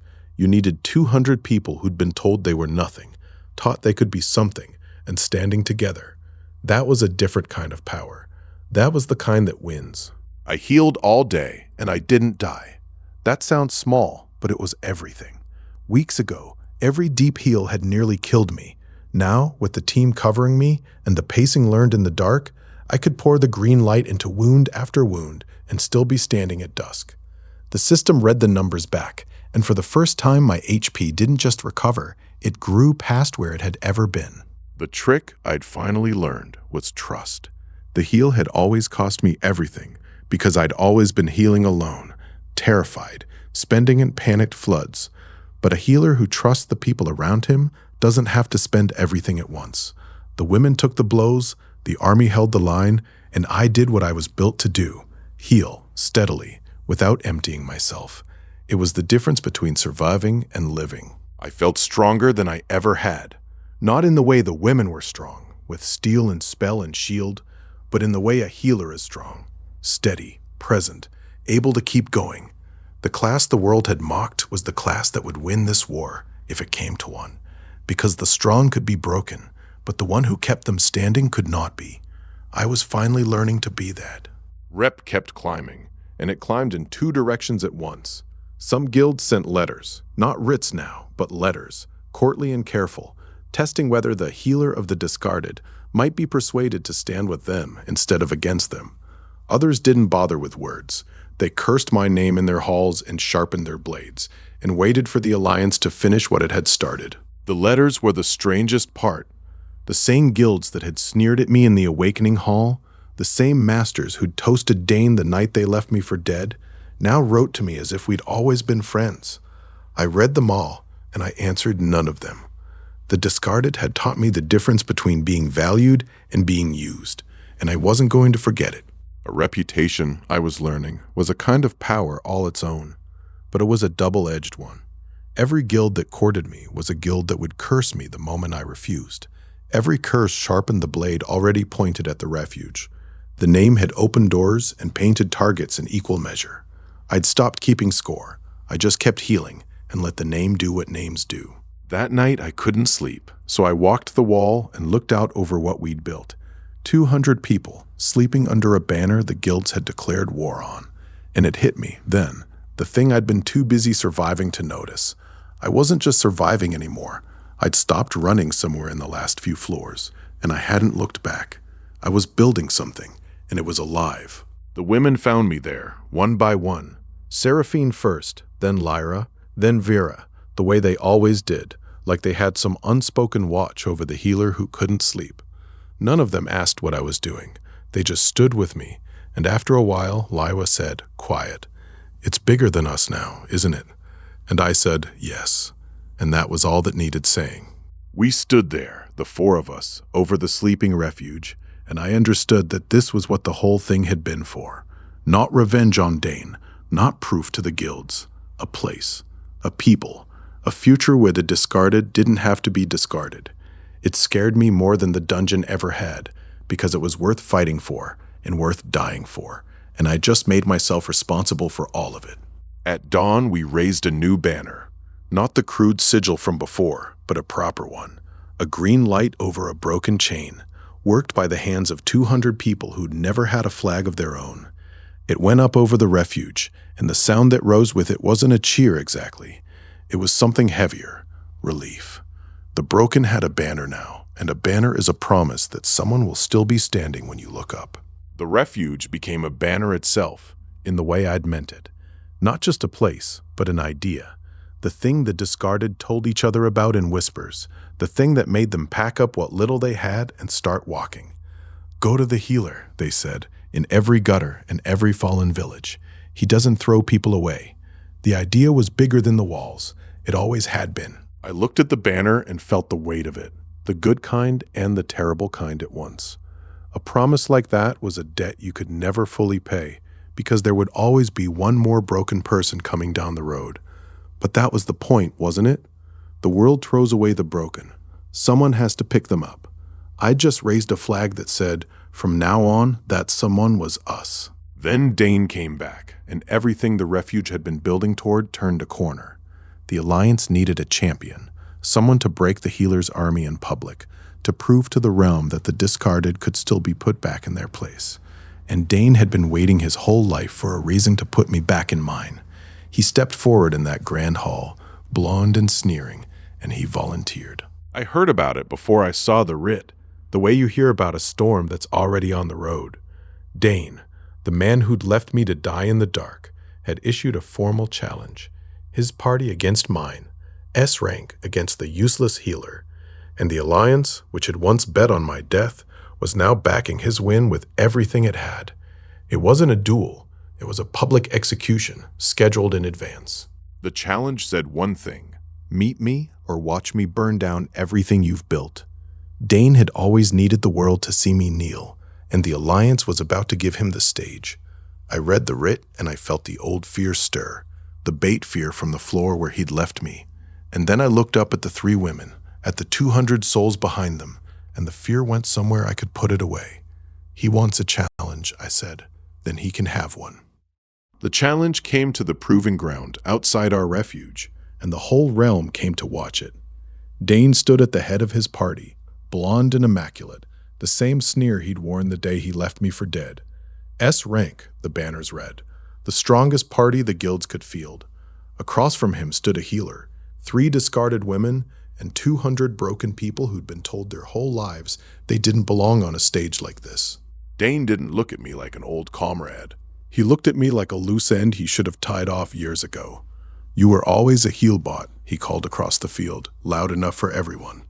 You stay behind, you heal when I say heal. Some things don't change. The crowd laughed, the way crowds do when they're afraid not to. And I stood there, calm, because I'd stopped being what he remembered a long time ago. I didn't answer him. The 3 women did, in the way that mattered, by stepping forward, one after another, until they stood between me and the party that had left me to die. Seraphine with her silver hair and her sword, Lyra with her dark violet hair and her mana, Vera with her auburn braid and her shield. The crowd's laughter died in its throat. Something in the air changed, and then the system showed them all what they were really looking at. It started with Seraphine. The green light flared over her, and the rank above her head burned like a brand. SSS. The crippled sword saint the world had buried, standing at a rank no one on that field had ever seen in person. The crowd went silent. Then Lyra stepped forward, and her rank blazed the same, and the silence turned to something sharp, a held breath, 100 people refusing to believe what they were seeing. Vera went last, and her SSS blazed over the auburn braid and the gleaming breastplate, and that was when the crowd broke, not into cheers, but into noise, the sound of a hierarchy cracking. 3 SSS in one party. The heel hadn't just raised the discarded, it had made 3 of the realm's cast-offs the 3 strongest souls on that field, and the ranking the guilds had built their whole world on had just stopped meaning anything. The rule held, even here at the top. I hadn't conjured power out of nothing. I'd restored what the world had stolen, a saint's arm, a mage's core, a knight's body, and multiplied the loss until the loss became a weapon. 3 women who'd been thrown away, now standing at the ceiling of everything the guilds had ever claimed was theirs alone. Dane's party stared, and I watched the first real fear creep into Dane's eyes. Dane's confidence cracked, and I watched it happen, and it was the first time in my life I'd ever seen him unsure. He'd built himself on the certainty that I was beneath him, that the class he'd mocked was the only thing standing between him and total contempt. But the 3 women in front of him weren't beneath anyone, and he knew, in the part of him that was still a swordsman, that he couldn't beat even one of them. The Alliance watched from a raised dais, and they'd bet on his win the way a gambler bets on the sun rising. Archon Vex sat among them, cold gray eyes fixed on the field, and I could see him recalculating in real time. They'd wanted a public execution. They were getting something else, a demonstration that the ranking, the thing the Alliance existed to enforce, was a lie, and that everyone was watching it fall. Dane covered the crack with bluster, the way men like him always do. He laughed, too loud, and drew his sword, and called me a coward hiding behind women. But the sneer was gone from his eyes, and everyone saw it. The strongest S-rank party in the guilds was about to fight 3 SSS women, and the only question left was how long it would take for him to lose. 3 SSS women in one party wasn't a fight. It was a political earthquake, and the tremor started before the first blade fell. Every guild that had ever thrown away a useless member looked at their own cast-offs and wondered what they'd buried. Every master who'd built their seat on the ranking felt the ground move under it. The healer of the discarded had just proven, in public, that the hierarchy was built on sand. The Alliance understood it faster than anyone. If the realm learned the discarded could be raised, then the whole system, the ranking, the guilds, the tower's authority, was finished. They'd have to act, and act now, while the story was still contained to one field. But the story wasn't contained. It was already spreading, carried by every broken soul who'd come to watch, and there was no calling it back. That was the so what of it, the consequence I'd been heading toward since the first heal in the dark. I'd spent months raising the discarded one wound at a time, and now the world could see the sum of it. 3 women, SSS, standing where the guild said no discarded thing could stand. The hierarchy had 2 choices, break them or lose face. Either way, it had to move, and it would move with everything it had. The fight, when it came, was short and brutal, and exactly what I'd expected. Dane's party was good, S-rank, disciplined, the best money could field, but the 3 women cut through them like they weren't there. Seraphine's blade found the gaps. Lyra's spells broke their formation. Vera's shield turned every counter into a wall they smashed themselves against. The S-rank party was losing, and losing fast, and Dane knew it. So he did what cowards do when they can't win. He went for me, broke away from the fight, ducked under Seraphine's guard, and drove straight at the healer standing alone at the back. The old plan: kill the healer, break the team. I saw it coming from a long way off, because I'd seen him do it before, in a dark corridor where he'd called it buying us time. Only this time, I didn't run. His blade came at me, and I didn't dodge. I healed. The green light flared around me as I poured the thread into my own defense, and his sword bit through it and into my side, and the crowd screamed.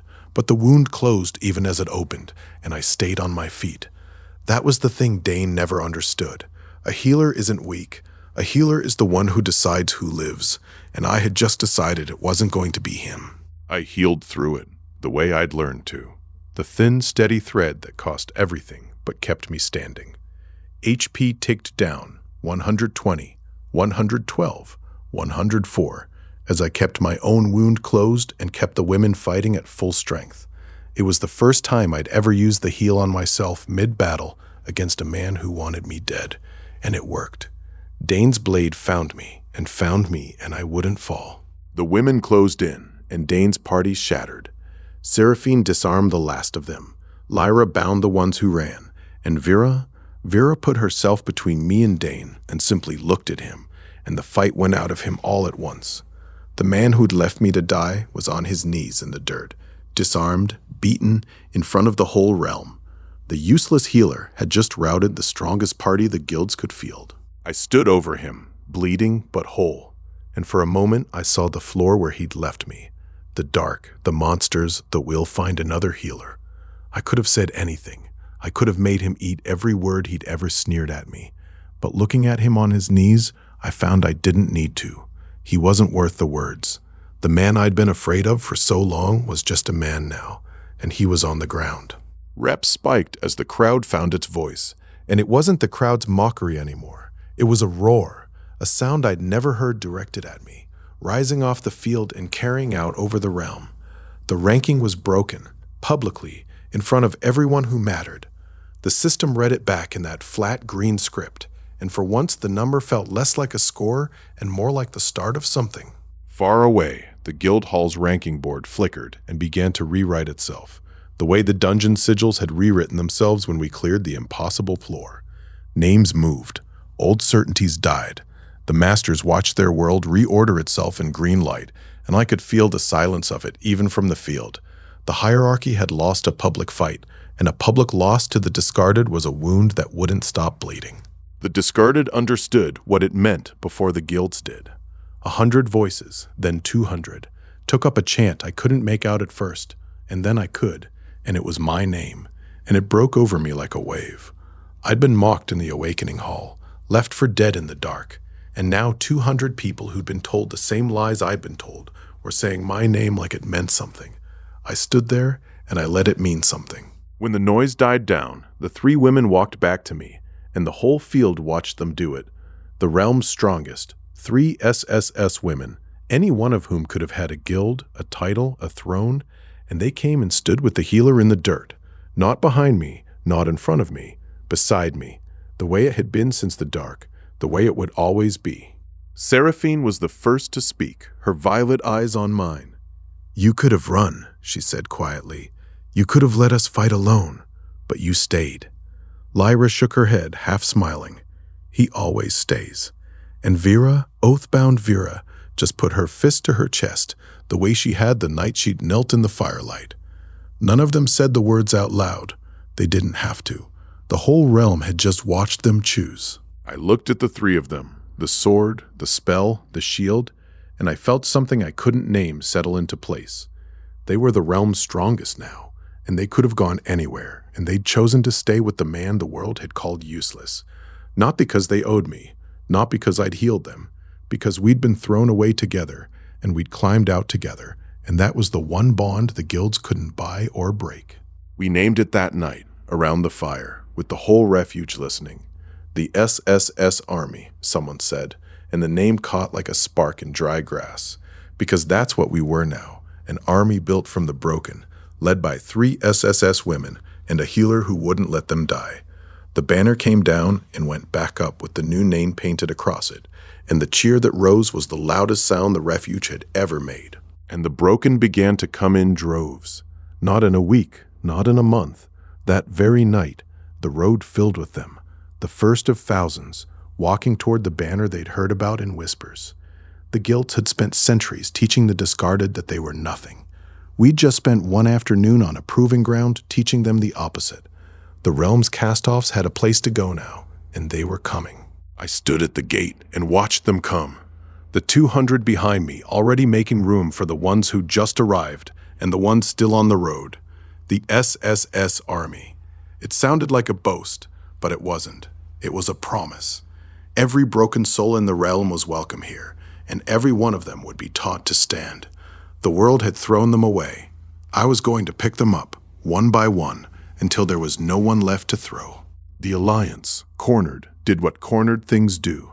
They stopped pretending it was about ranking and started treating it as what it had always been, a war for the world's shape. Archon Vex stood before the masters and spoke the words I'd been waiting to hear since the first heal. The healer is no longer a threat to be managed. He is a force to be destroyed. We move now, with everything, and we seize him before the realm makes him a king. The order went out that night. Guild banners raised. Armies mustered not to clear a dungeon, but to march on a refuge of the discarded. The Alliance was done testing, done probing, done writing writs. It was coming for me with the full weight of everything I'd spent my whole life being told was untouchable. The hierarchy, threatened, had decided to prove it could still crush whatever stood against it. I felt it coming, the way you feel the pressure drop before a storm, and I turned to the 3 women, and to the 200 behind them, and to the 1,000 still on the road. The SSS Army wasn't a boast anymore. It was about to be tested by fire. They're coming, I said, and the words were calm, steadier than I felt. Not for the refuge, for me. Vera smiled, that cold smile. Then they'll find all of us. They came at dawn, because that's when they thought the discarded would be asleep. The Guild Alliance had gathered every banner it could spare and marched it across the cleared floor toward our refuge, hundreds against the 200 broken people I'd gathered. I stood at the barricade and watched the torches spread across the dark like a second, angrier sky. Dane was at the front, of course. He'd been promised the honor of ending us. The man who'd once spent me like a torch had finally come back to finish the job, and this time he'd brought an army to do it. Behind him, Archon Vex watched from a raised platform, cold and patient, the tower's face doing what the tower always did, deciding who got to be worth something. The system panel floated beside me, calm as ever. HP 100, Army 200. It didn't flinch, so neither did I. I'd spent my whole life being told the strong would win and the weak would be thrown away. Standing there, I finally understood that the Alliance had come not because we were a threat, but because we were proof. Proof that everything they'd discarded could stand up and be strong. Seraphine stood at the center of the line, her silver hair catching the torchlight, her healed arm resting on her sword. Lyra was at her right, violet eyes already glowing, and Vera at her left, calling orders to the 200 behind us with a commander's calm. The 3 women the world had thrown away were standing in front of the army that had thrown them, and not one of them looked afraid. The followers weren't soldiers. They were cripples and cast-offs and broken-core mages, holding axes meant for chopping wood and shields too big for them. But they had one thing the Alliance didn't. They had been left for dead and lived anyway. When the horn sounded and the Alliance charged, they didn't run. They held, because they'd already survived the worst thing the world could do to them. I moved through the line, and everywhere I touched, the green light followed. I was the reason they could stand. Every wound the Alliance opened, I closed. Every arm that should have failed, I steadied. I was the healer at the back of 100 fights, and for the first time, the back of the fight was the place that mattered most.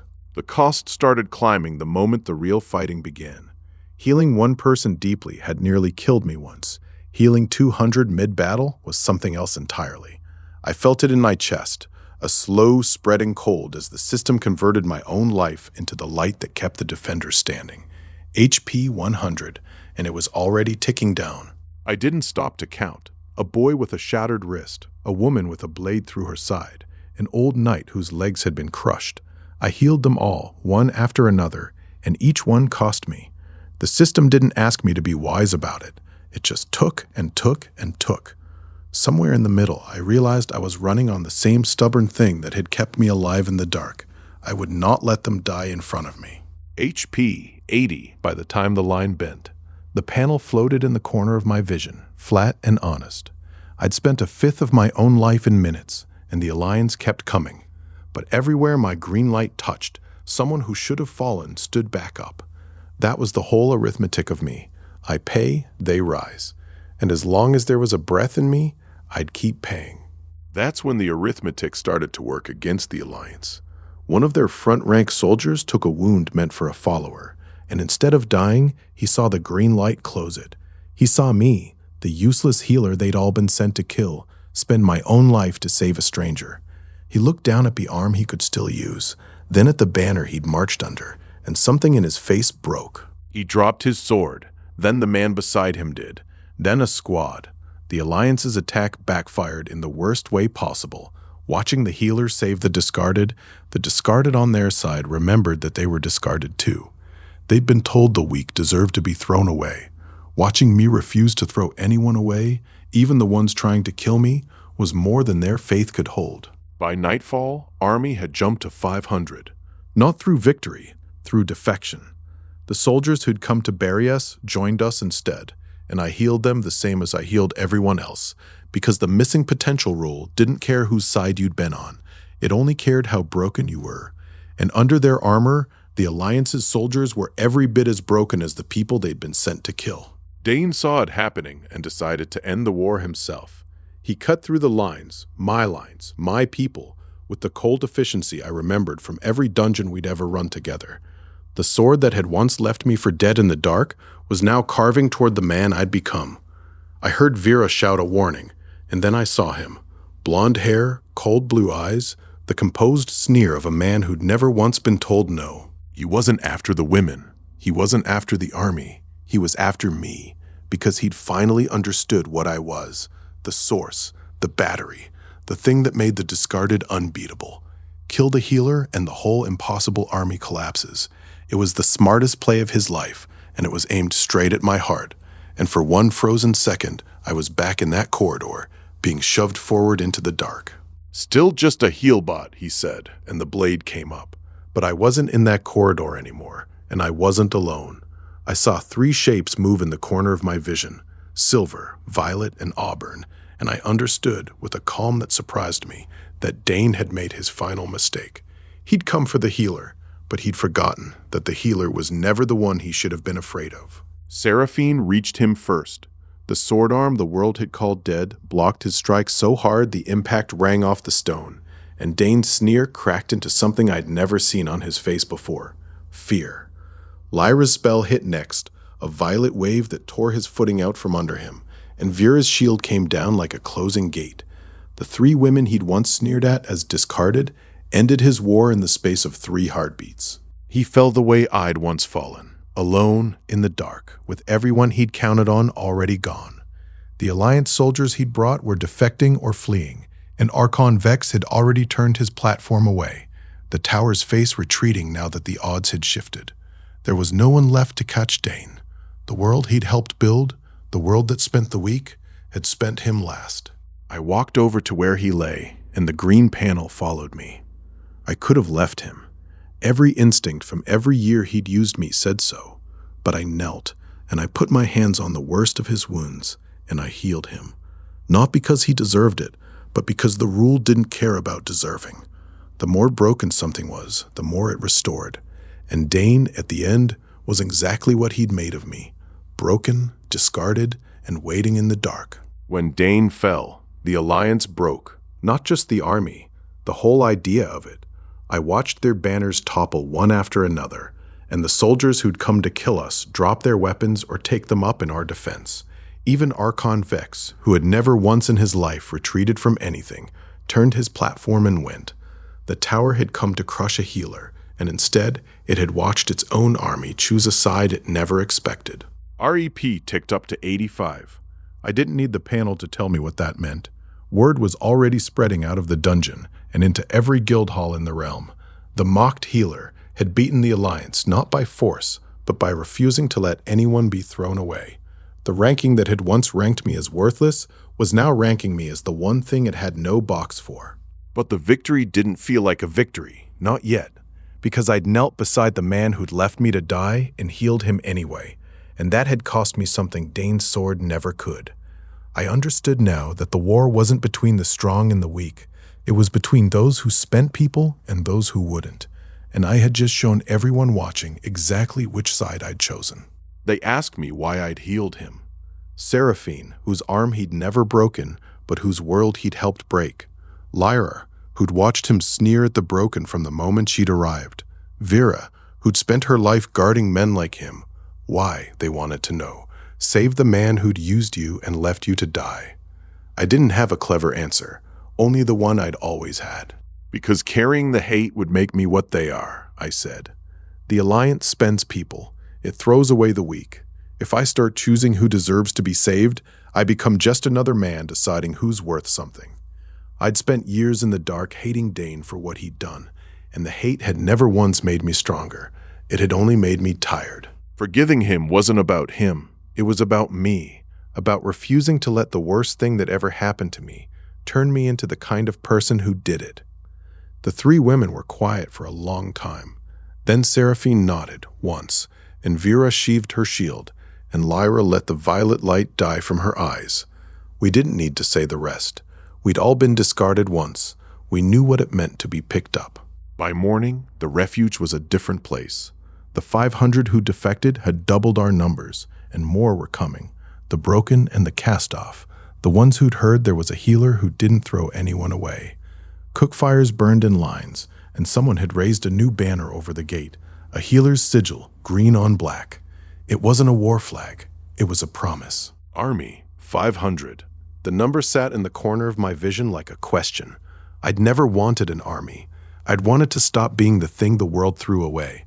But somewhere along the line, healing the broken had become the same thing as building a force, because every person I saved stayed, not out of debt, but out of the same stubborn hope that had kept me crawling through the dark.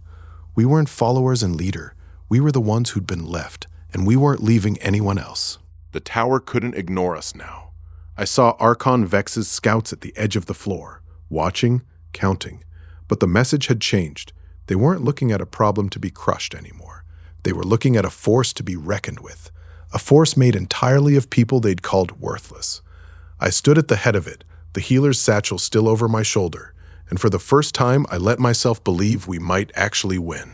That night, the tower sent word, not a demand, not a threat, but a confession wrapped in a warning. The dungeon wasn't just a place where monsters lived, it was a filter. Every floor was designed to strip away the weak until only the strongest remained, and the SSS floor at the very bottom was the last sieve of all, the floor that was never meant to be cleared, because it was built to break the broken. Archon Vex's voice came through the message, cold and old. "You think you've won, healer," it said. "You've gathered the discarded at the mouth of a machine that eats them." And deep below the refuge, past 1,000 stairs, I felt it, a stirring, immense and patient, something that had been waiting at the bottom of the world for exactly the kind of army I'd built. The SSS boss, the dungeon's final filter. It had heard us coming. I looked at the panel one more time. HP 80, Army 500, Rep 85. The numbers were real, but they weren't the point anymore. The point was what waited below, and what the tower had known all along. The dungeon wasn't trying to be cleared. It was trying to consume the broken, and I just led every broken person in the realm straight to its doorstep. If I'd built an army, then the machine had been waiting for one. The only question left was who would be the filter's last meal. The tower's message arrived the next morning, and for once it wasn't a threat. Archon Vex stood before a wall of stone in that cold chamber of his and told the truth, and the truth was worse than any army. The dungeon, he said, had never been a place to be cleared. It was a filter. Every floor was built to strip away the weak until only the strong remained, and the SSS floor at the bottom was the last sieve of all. It was never meant to be cleared, Vex said, and his voice was the voice of a man who'd spent his whole life feeding that machine and known exactly what he was doing. The strong climb, the weaker consumed, and the floor at the bottom is where the consumed go to be finished. That is the order of the world, healer. You've built your army at the mouth of a thing that exists to eat it. I listened with the green panel floating beside me, and I thought of every discarded person I'd ever healed. Seraphine's ruined arm, Lyra's shattered core, Vera's poisoned body. They'd all been thrown away by the same machine that now called itself the natural order. Vex wanted me to be afraid, but I'd already crawled out of the bottom of that machine once. The only thing his reveal changed was that now I knew what I was about to break. And then they came, not in dozens, but in hundreds. The broken and the cast-off and the erased. Every person the machine had ever thrown away, walking toward the one banner that had ever refused to throw anyone back. They'd heard about a healer who raised the crippled to SSS, and they came with ruined arms and shattered cores and poisoned blood, because for the first time in their lives, there was a place that wanted them. I healed them, one after another, and the line never shortened, because for every person I mended, 3 more arrived. Army ticked from 500 to 1,000 and kept climbing. I looked out over the sea of faces, the lame, the broken, the forgotten, and I saw my mother's words made flesh. The world throws away the broken, and someone, somewhere, had finally decided to pick them all up. It should have terrified me. 1,000 people, every one of them looking at me like I was the only thing standing between them and the dark. But it didn't, because I'd been exactly where they were. I'd lain bleeding in the bottom of an SSS dungeon with nothing but a green light and a rule I didn't understand. I'd survived because someone, something, had refused to let me die. Now it was my turn to refuse. The heal's cost hadn't changed. It still spent my own life. What changed was how I spent it. I'd learned, somewhere between the Alliance's Akak and now, that healing 100 people a little cost less than healing 1 person all the way. The miss in potential rule multiplied what was lost. If I caught the wound early, before it had time to break a person, the price was a trickle instead of a flood. So I moved through the camp in a slow circuit, touching a shoulder here, a shattered hand there, closing the small breaks before they became large ones. The green light followed me like a tide, and instead of draining me, the careful rhythm began to give back. HP climbed for the first time in weeks, 80 and rising, because I'd finally learned the one thing the machine had never taught me.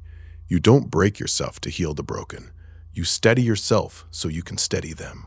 The panel counted it up in real time, and I watched my own life return. Not because the rule had changed, but because I had.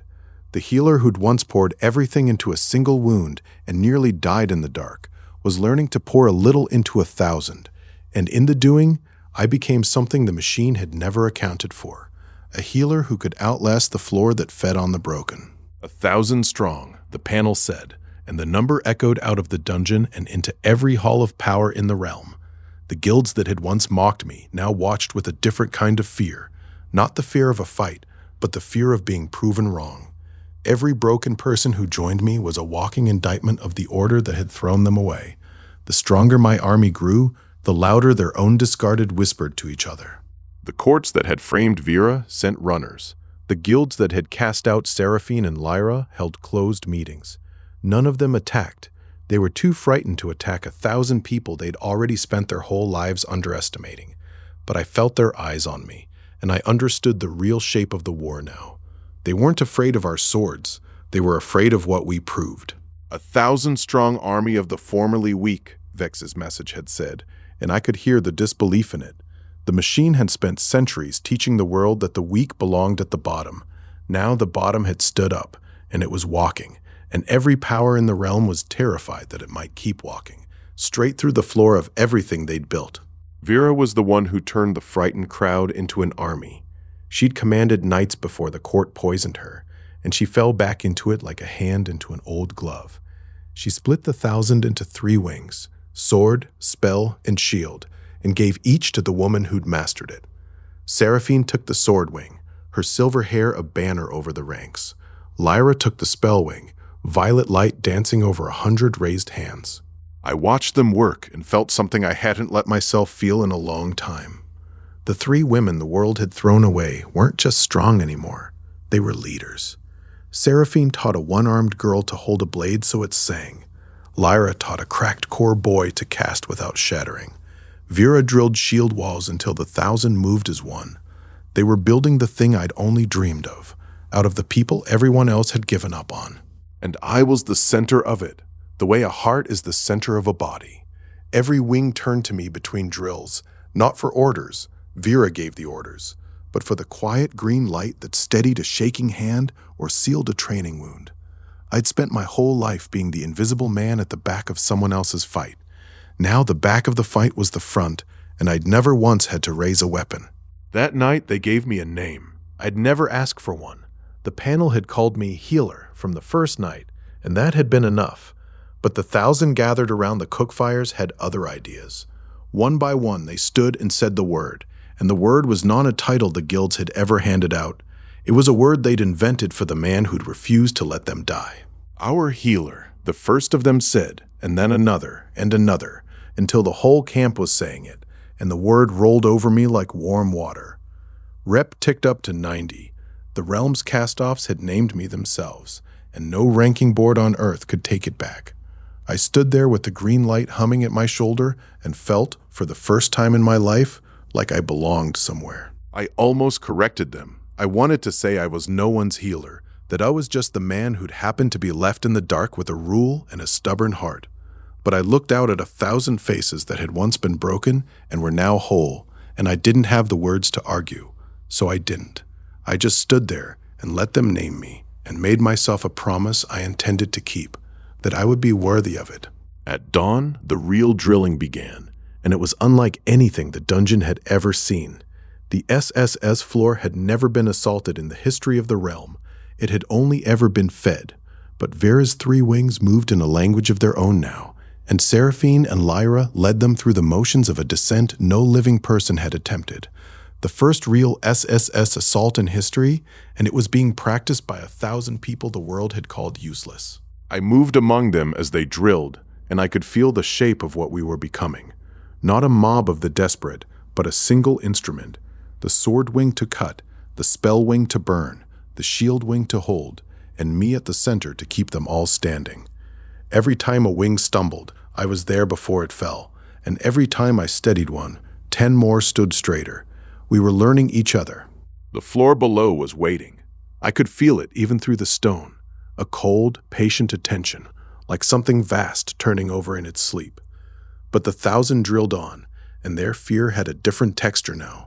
It wasn't the fear of being thrown away. It was the fear of people who'd finally found something worth not throwing away and meant to keep it. Whatever was down there, it had never faced anything like us. Neither had anyone. That evening, I climbed to the highest point of the refuge and looked down at what I'd made. 1,000 people, cooking and laughing and drilling and healing in a place that had once been a death pit for the discarded. And I understood something that had been true for a long time without me seeing it. I had never built an army. You don't build an army out of broken people by force or by promise. You heal it into being. Every face down there was a face I'd touched. Every wound that had closed, every core that had sealed, every poison I'd drawn out, it had all come back to me as loyalty, the way a bone heals stronger where it broke. The machine had spent centuries throwing these people away, and I had spent a season picking them up, and the picking up had been the whole war. The army wasn't the weapon. The healing was. I thought of Dane then, and of the Alliance, and of every power that had ever sneered at the healer class. They'd all seen the same thing when they looked at me, a man who couldn't fight. And they'd been right. I couldn't fight. I could only heal. But healing, it turned out, was the one thing that could build an army out of the people the whole world had thrown away. The useless healer had found his use. It just wasn't the one anyone expected. On the morning we were to descend, the 4 of us stood at the head of the 1,000, and the sight of it would have broken the guildmasters who'd once ranked us. Seraphine, the cripple, with her healed arm on her sword. Lyra, the broken shell, with her core blazing violet. Vera, the poisoned knight, with her shield raised and her amber eyes steady. And me, the healbot, at the center of it all, the green light of the system, the only banner I'd ever needed. The 1,000 behind us fell silent. They'd come from every corner of the realm's dark, and now they stood in ranks, waiting for the word that would send them down into the one floor no one had ever cleared. I looked at them, really looked, and I saw no one worth throwing away. I saw 1,000 people who'd been told they were nothing, standing together like they were everything. The guilds had called us worthless. They were about to watch the worthless walk into the bottom of the world. Vera gave the order, and the 1,000 moved, and the sound of it was like the sea deciding to go somewhere. I fell into step at the head of it, with the 3 women around me, and the green panel floated beside us, counting out the numbers I already knew by heart. We were the healer's army. We were what happened when the world threw away its broken, and the broken decided to throw themselves back. The SSS floor's gate was the last thing between us and the bottom of the world, and it was bigger than I'd imagined. A slab of black stone carved with sigils that had counted the dead for longer than the guilds had existed. As the 1,000 drew up before it, The gate began to open on its own, grinding inward, and the air that spilled out was cold and old and hungry. The floor had been waiting for us. It had always been waiting. And then, from the other side, something answered. Not a roar, nothing so simple. A sound like the whole of the dark drawing breath, and beneath it, a voice I felt more than heard, patient and vast and ancient. It knew us. It knew me. The machine's last filter had sensed the army at its door, and it wasn't afraid. It was glad. We were the broken, come at last to be finished, and the machine was hungry. I stood at the threshold with the green panel blazing and the 3 women at my side and 1,000 souls at my back, and I felt the fear rise in me like a tide. But under the fear was something steadier, the thing that had carried me out of every dark I'd ever been left in. Whatever waited on the other side had broken everyone who'd ever been thrown to it, but it had never faced anyone who'd been thrown away and climbed back. Not until now. The SSS floor opened into a darkness so old it had a weight, and in the center of that dark, the boss was waiting. I'd expected a monster, something with fangs and claws, something I could understand. What rose out of the black was worse. It was a thing of folded stone and shadow, immense and patient, and it didn't look like it wanted to kill us. It looked like it wanted to finish us. The machine's last filter, built to break the broken. It had been fed for centuries on everyone the floors above had thrown away, and it wore them like armor, faces I half recognized in its surface, the resigned expressions of people who'd gone into the dark and stopped fighting. It didn't roar. It opened, slowly, like a mouth that had forgotten how to be anything but hungry, and the 1,000 behind me went silent. This was the thing at the bottom of the world. This was what the machine had been feeding all along. The system panel floated beside me, and for once it offered no number that mattered. HP 130, Army 1,000. Those were real, but they were just arithmetic against the thing in front of us. What mattered was the rule I'd carried out of the dark the first night. Heal scales with missing potential. The boss was the most broken thing I'd ever seen. 1,000 losses stacked into a single shape, and that meant it was the one thing my heal couldn't save, only break. Vera gave the order, and the 1,000 hit it like a wave, and for one terrible, beautiful moment, we fought the bottom of the world. Seraphine's sword wing cut into the folded stone. Lyra's spell wing lit the dark violet. Vera's shield wing held a line that would have broken any army on the surface. The SSS assault the realm had never seen was happening, and it was happening with the discarded at the front. It was the most alive I'd ever felt. And then the boss turned, and it found me. I felt its attention like a cold hand closing around my chest. It didn't understand swords or spells or shields. It understood one thing, the same thing the whole machine understood, the source. The 1,000 were standing because I was standing. Every wound it opened, I closed. The boss didn't need to kill the army. It needed to kill the healer, and it had found me, and the whole floor seemed to lean toward me at once. They moved to protect me, Seraphine cutting in, Lyra throwing a wall of violet fire, Vera planting her shield between me and the dark. But the boss was patient. It had spent centuries feeding on despair, and it knew the one truth I'd been trying to outrun since the first night. A healer who heals 1,000 against a thing that feeds on despair is running a race he can't win alone. My HP was the finish line, and it had just started the clock. So I poured. Not the careful, paced trickle I'd learned in the refuge, the flood. The boss opened wounds faster than I could close them, and I stopped trying to be wise and started trying to be enough. The green light blazed out of me in waves, and every defender who should have fallen stood back up, and the system began to count the cost in a voice I'd heard before. HP, draining, draining, draining. I felt it the way I'd felt it on the first night, bleeding in the dark, the slow, spreading cold, the white at the edges of my vision, the heart stuttering as it tried to keep up with what I was asking of it. 130 and falling. 180. The panel ticked it down with the calm of a receipt, and I ignored it, because if I stopped, if I slowed even once, the 1,000 would start to fall, and I'd already decided that wasn't going to happen. The women fought to buy me seconds, and I spent them like water. Every wound I closed opened 2 more, and I closed those too. I was the difference between the army and the dark knew it, and it pressed, and I kept pouring. Somewhere in the middle of it, I understood I might not walk out of this floor. I understood, and I kept pouring anyway, because that was the whole point of everything I'd ever been. The boss fed on despair, and the 1,000 were made of it. Every one of them had been thrown away, and the boss drank that the way the dungeon drank the dead. So the race wasn't just my HP against its wounds, it was my hope against its hunger, and the boss had centuries of practice. I watched it turn the army's own history against them, the rejection, the betrayal, the dark they'd all crawled out of, and I felt them falter. That was the thing the machine had built it for. Not to kill the broken with claws, but to break them with the truth they already carried. And for the first time, I couldn't heal it. I could close a wound, but I couldn't close the memory of being thrown away. The missing potential rule multiplied what was lost, and what the boss was taking from them now wasn't HP. It was the hope I'd spent a season putting back, and it was draining them faster than I could refill it. I looked at the panel, HP 60 and falling, and I understood the one fact that would decide everything.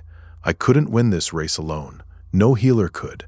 The boss was built to feed on a healer's army forever. The only way to end it was to end it, and the only people who could end it were the 3 women who'd already been broken by the world and come back whole. The heal had made them possible. Now they had to make the heal mean something. They moved as one, the way Vera had drilled them, the way the whole season had been building toward. Seraphine's blade found the seam where the boss's folded stone met shadow.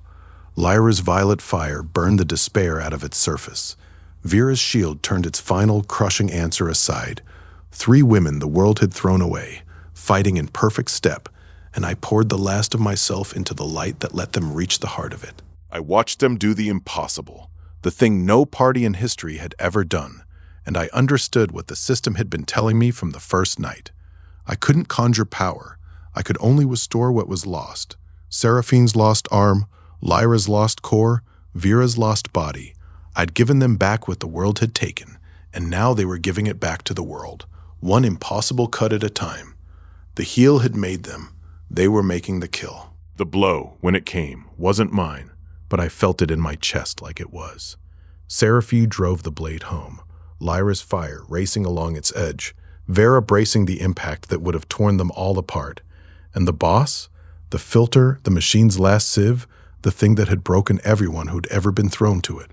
The boss came apart, not with a roar, with a sigh, like a mountain finally letting go of the weight it had carried for centuries. It fell, and the whole floor went quiet. And in the quiet, the dungeon told us its secret, not in words, but in a light that rose out of the broken thing and hung in the air, green and familiar. I knew that light. It was the same light that had bloomed over me the night I'd been left for dead. The system.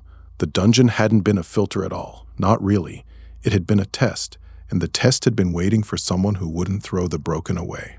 I understood it all at once, the way you understand a thing that's been true the whole time. Every floor had been a question. Do you discard the weak, or do you carry them? The guilds had answered one way for centuries. Feed the machine, climb the ranks, leave the broken behind. And the machine had eaten them all the same, because that was the test, and they'd failed it every single time. I'd answered the other way, and the answer had built an army and broken the boss and passed the test. The green light settled over me, and the panel spoke, and for the first time it wasn't counting something down. It was telling me something up. I'd spent my whole life being told the healer class was the weakest thing in the world. Standing over the fallen boss with 1,000 survivors behind me, I finally understood what it had actually done. The one class the test had been waiting for. The class that picks the broken up. And I'd been it all along.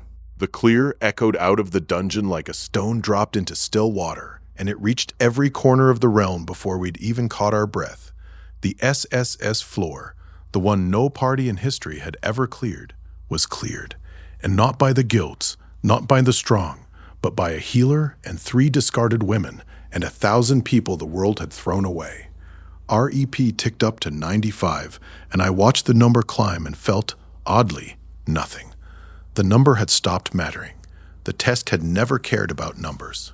Above us, the ranking that had governed every life in the realm for centuries was quietly, irreversibly broken. The guilds would feel it in the coming days. The floor they'd spent everything trying to clear, cleared by the people they'd spent everything trying to throw away. It wasn't a military defeat. It was a verdict.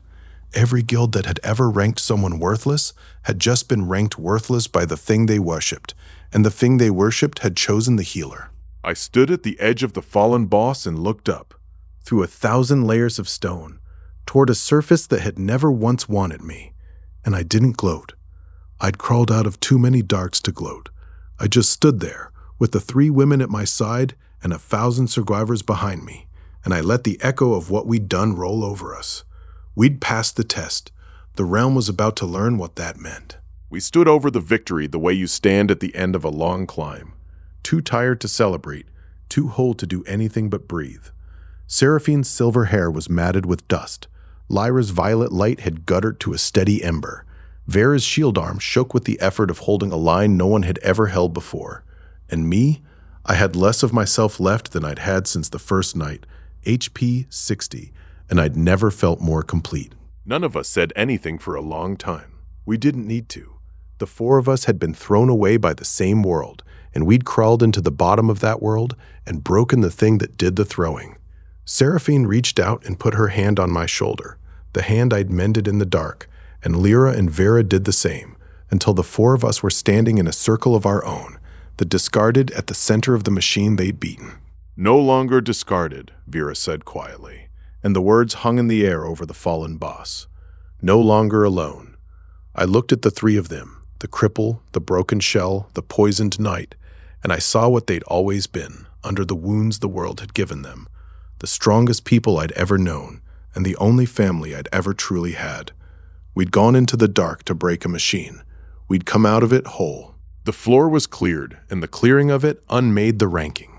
I felt it as a subtle thing at first, a loosening in the air, like a hand that had been closed around every life in the realm slowly opening.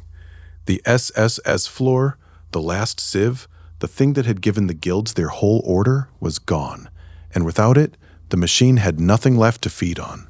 The ranking was dust, and everyone who'd ever bowed to it was about to have to stand up on their own. The 1,000 began the long climb back toward the light, and they walked differently than they'd walked down. They'd gone into the bottom of the world as the discarded, and they were climbing out as the thing the discarded had always been underneath. An army, a family, a proof. I watched them go, one line of firelight against the dark, and I understood that the floor hadn't just been cleared, it had been answered. The green panel floated beside me, calm as the first night, and I let it drift, HP 60, and it would recover. I'd learned that much. The numbers weren't the point anymore, if they ever had been. The point was the 1,000 people climbing out of the dark with their heads up for the first time in their lives.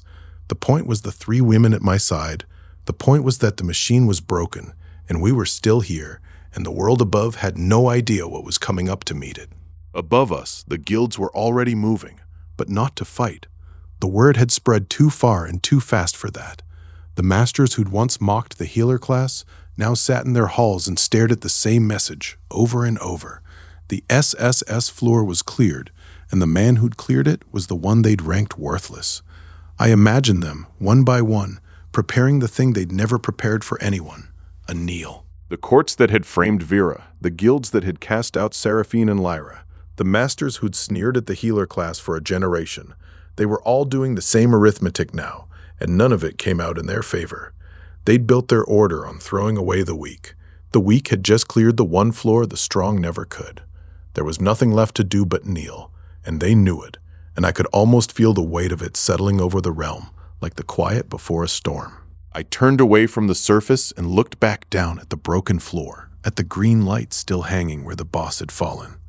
The machine was gone, but something else was stirring in the back of my mind, a question the test had left behind, unasked and unanswered. If the dungeon was a test, then someone had built the test, and if someone had built it, they'd built it to find a healer.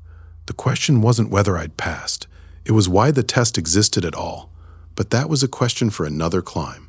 For now, the realm was waiting, and for the first time, it was waiting to kneel. They came not with swords, but with the thing that must have cost them more than any blade. They came to kneel. I watched the procession from the dungeon's mouth, and I saw every guild I'd ever feared walking toward me with their heads bowed. The masters who'd ranked me worthless, the courts that had framed Vera, the halls that had cast out Seraphine and Lyra. The strong had finally come to the weak, and the weak were the ones standing. Archon Vex led them, and for the first time in his life, the tower's face wore something other than cold authority. It took me a moment to recognize it. It was humility, and it didn't fit him, the way a crown doesn't fit a man who spent his life on his knees to a ranking. He stopped before me, and the guild stopped behind him, and the whole realm seemed to hold its breath at once, waiting to see what the mocked healer would do. The 1,000 stood at my back, silent, and the 3 women stood at my sides, and I looked out over the kneeling powers of the realm and felt nothing I'd expected to feel. No triumph, no hunger for revenge, just a quiet, tired certainty that I'd been right about one thing since the night I'd bled out in the dark. The world throws away the broken, and someone, someday, was going to have to pick them all up. That day had come, and I was the someone.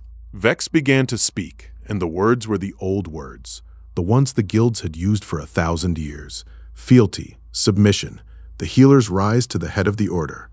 They were offering me the machine. They were offering to make me the new top of the thing that had thrown everyone away. And I understood in that moment that this was the test's final question. Would I become the thing that had broken me, or would I break the thing instead? No, I said, and the word carried across the kneeling crowd like a stone into still water.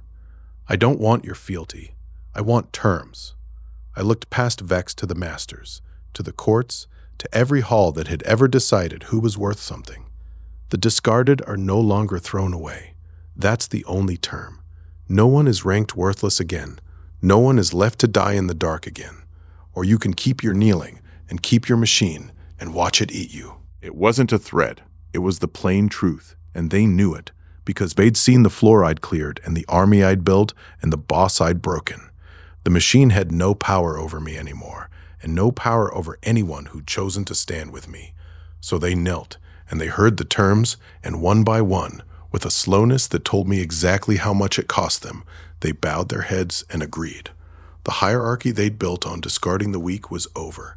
I'd just said so, and they just said yes. The change didn't happen with a bang. It happened the way the ranking had always worked, quietly, from the top down, and this time in reverse. The guilds rose from their knees and went home, and they carried the term with them like a wound they couldn't close. The discarded are no longer thrown away. It was the simplest sentence I'd ever spoken, and it undid the whole order of the worst. The class hierarchy, built on discarding the weak, was overturned by the man it had called useless. I watched the reports come in over the following days, and each one was a small earthquake. A one-armed girl in a guild she'd been cast out of, welcomed back. A broken core boy taught to cast instead of shamed. A poisoned knight cleared of the treason that had framed her. The machine's teeth, one by one, were being pulled. The world that had thrown away its broken was, for the first time, being made to pick them back up. The so what of it was bigger than any single battle, and I felt it settle over the realm like a new law of nature. Every guild that had ever ranked someone worthless now had to answer to a healer's terms. Every court that had framed someone had to look them in the eye. The ranking wasn't just broken, it was being replaced by the one thing it had spent centuries trying to stamp out, the idea that no one, not one single person, is worth throwing away. That night, alone at the dungeon's mouth, the system gave me its last word. The panel bloomed brighter than it ever had, and it didn't list my rank or my reputation or my army. It showed me a single number, and the number was my HP, and it was climbing. 60, and it rose the way the sun rises, not in the careful trickle I'd learned to pace, but in a flood, as if every heal I'd ever paid for was being given back at once. 1000. The panel settled there and held, and I understood it wasn't a reward. It was an acknowledgement. The system had spent every episode of my life since the Awakening Hall teaching me one thing, that a healer pays in himself, that the deeper he heals, the more it costs. And now, at the end of the test, it was telling me the other half of the lesson. A healer who heals the whole broken world doesn't run dry. He becomes the thing that can't. I'd passed the test, and this was the proof, burned into my own body. I stood there with the green light washing over me, and I didn't feel invincible. I felt like myself, finally, the healer I'd always wanted to be, the one my mother had told me the world needed. HP 1000. It wasn't power, it was a promise, written in the only currency the system had ever dealt in, my own life and what I'd chosen to spend it on. I'd spent it on the broken, and the broken had spent it back 1,000 times over. They came to me as the sun rose, Seraphine and Lyra and Vera, walking up out of the refuge together, and the sight of them in the morning light was the new order made flesh. The guilds had whispered for weeks about what the healer would do with 3 such women. Marry them, claim them, bind them to his banner the way the old masters bound their consorts. The whispers had it wrong. I'd never wanted to claim anyone. I'd wanted to pick them up. Seraphine's sword arm, healed and whole, rested easy at her side. Lyra's core blazed a steady violet, no longer a wound, but a heart. Vera's bearing was a commander's again, and not a king's. They weren't standing with me because I'd won them. They were standing with me because we'd won together, the 4 of us, against the machine that had tried to throw us all away. The strongest of a new order, not wives to be claimed, but equals who'd chosen to stand. "The guilds will call us your harem," Vera said dryly, and Seraphine snorted, and Lyra laughed, a sound I'd never heard from her before, bright and unguarded. "Let them," I said. "They spent my whole life calling me useless. They can find a new word." And the 4 of us stood there in the dawn, the discarded and their healer, and the laughter rolled out over the refuge like the first bell of a world that didn't throw anyone away. Rep locked at 100, and the panel didn't even bother to announce it. There was nothing left to count. The mocked healer had become the realm's most honored name, and the word spread the way light spreads, from the dungeon's mouth to the farthest keep. The man who'd once been worth so little he could be spent like a torch in the dark was now the name on every tongue, and for once, the tongue wasn't laughing. I'd spent my whole life wanting to be seen, and now the whole realm was looking, and I found that it didn't change much of anything. The people who mattered had always seen me, the 3 women, the 1,000, the ones I'd healed in the dark when no one was watching. The rest was just noise. The ranking had once decided my worth, and now the ranking was dust, and the only worth I had was the worth I'd earned, one healed wound at a time. Somewhere in the realm, a child would ask their parents what a healer was, and the parents wouldn't say the weakest class anymore. They'd say the healer was the man who'd picked up the broken and broken the machine that threw them away. That was the legacy that mattered. Not the number, not the rank, not the kneeling, the story. And I'd been writing it in green light since the first night I'd crawled toward a sound in the dark. The army became the realm's shield, the way the realm had never had a shield before. 1,000 strong, SSS-led, and made of the people every kingdom had once thrown away. They took up the defense of the places that had abandoned them, not for pay or for glory, but because they'd been the broken ones, and they knew what it was to have no one standing in front of you. The discarded, guarding the gates. It was the most honest army the world had ever seen. Seraphine led the sword wing into the frontier keeps. Lyra's spell wing raised wards over the border towns. Vera's shield wing stood between the realm and every dark thing that had once used the dungeon as a hunting ground. And I moved among them, healing, steadying, the quiet center of 1,000 shields. We weren't conquering anything. We were doing the one thing no army in history had ever bothered to do.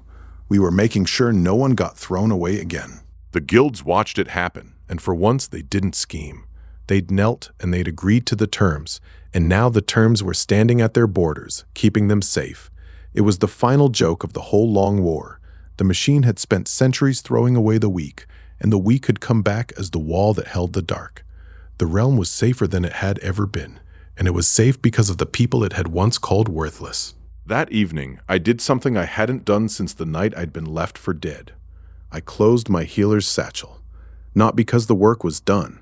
The work would never be done. There would always be someone broken, always someone in the dark. I closed it because for the first time in my life, I was home. The refuge, the 1,000, the 3 women, this was the place I'd been crawling towards since the awakening hall, and I'd finally arrived. I looked at the worn leather, at the bandages and the salves and the little vials I'd carried through every dungeon and every dark, and I felt a wave of something I'd never let myself feel before. It was peace, the kind that comes when you stop running, stop surviving, stop being the thing the world throws away. I'd spent my whole life being used and discarded, and now I was here, and no one was going to use me or discard me again, because I'd built a place where no one had to be. The satchel didn't stay closed for long. I'm a healer, and healers don't retire. We just learn to carry the work differently. But the closing of it meant something, and I let it mean something.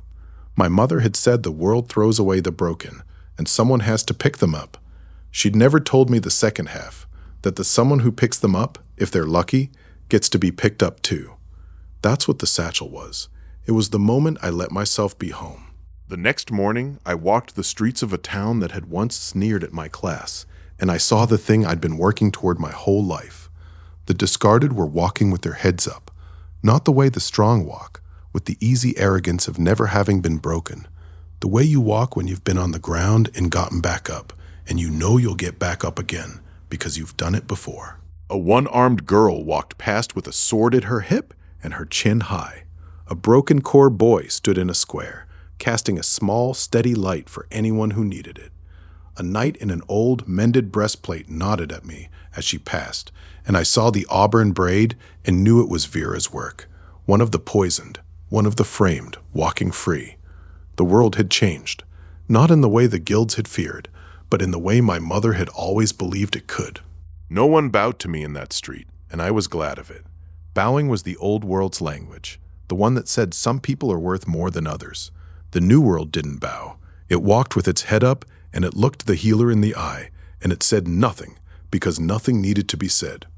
We'd built a place where the broken didn't have to kneel, and I'd been the one to build it, one healed wound at a time, with nothing but a rule and a stubborn heart. But late that night, deep below the cleared floor, something stirred.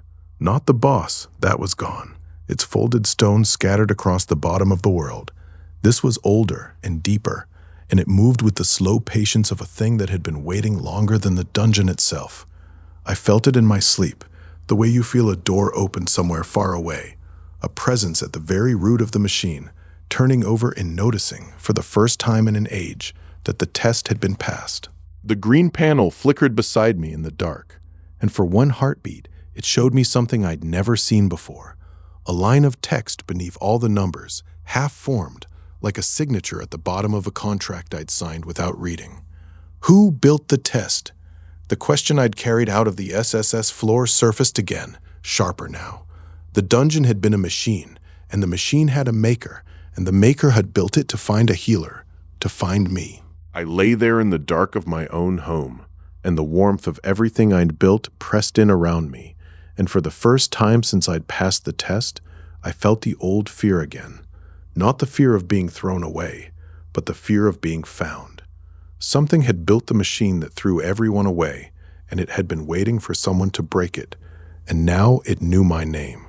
The test was over, but the question the test had been built to answer, why, was only beginning.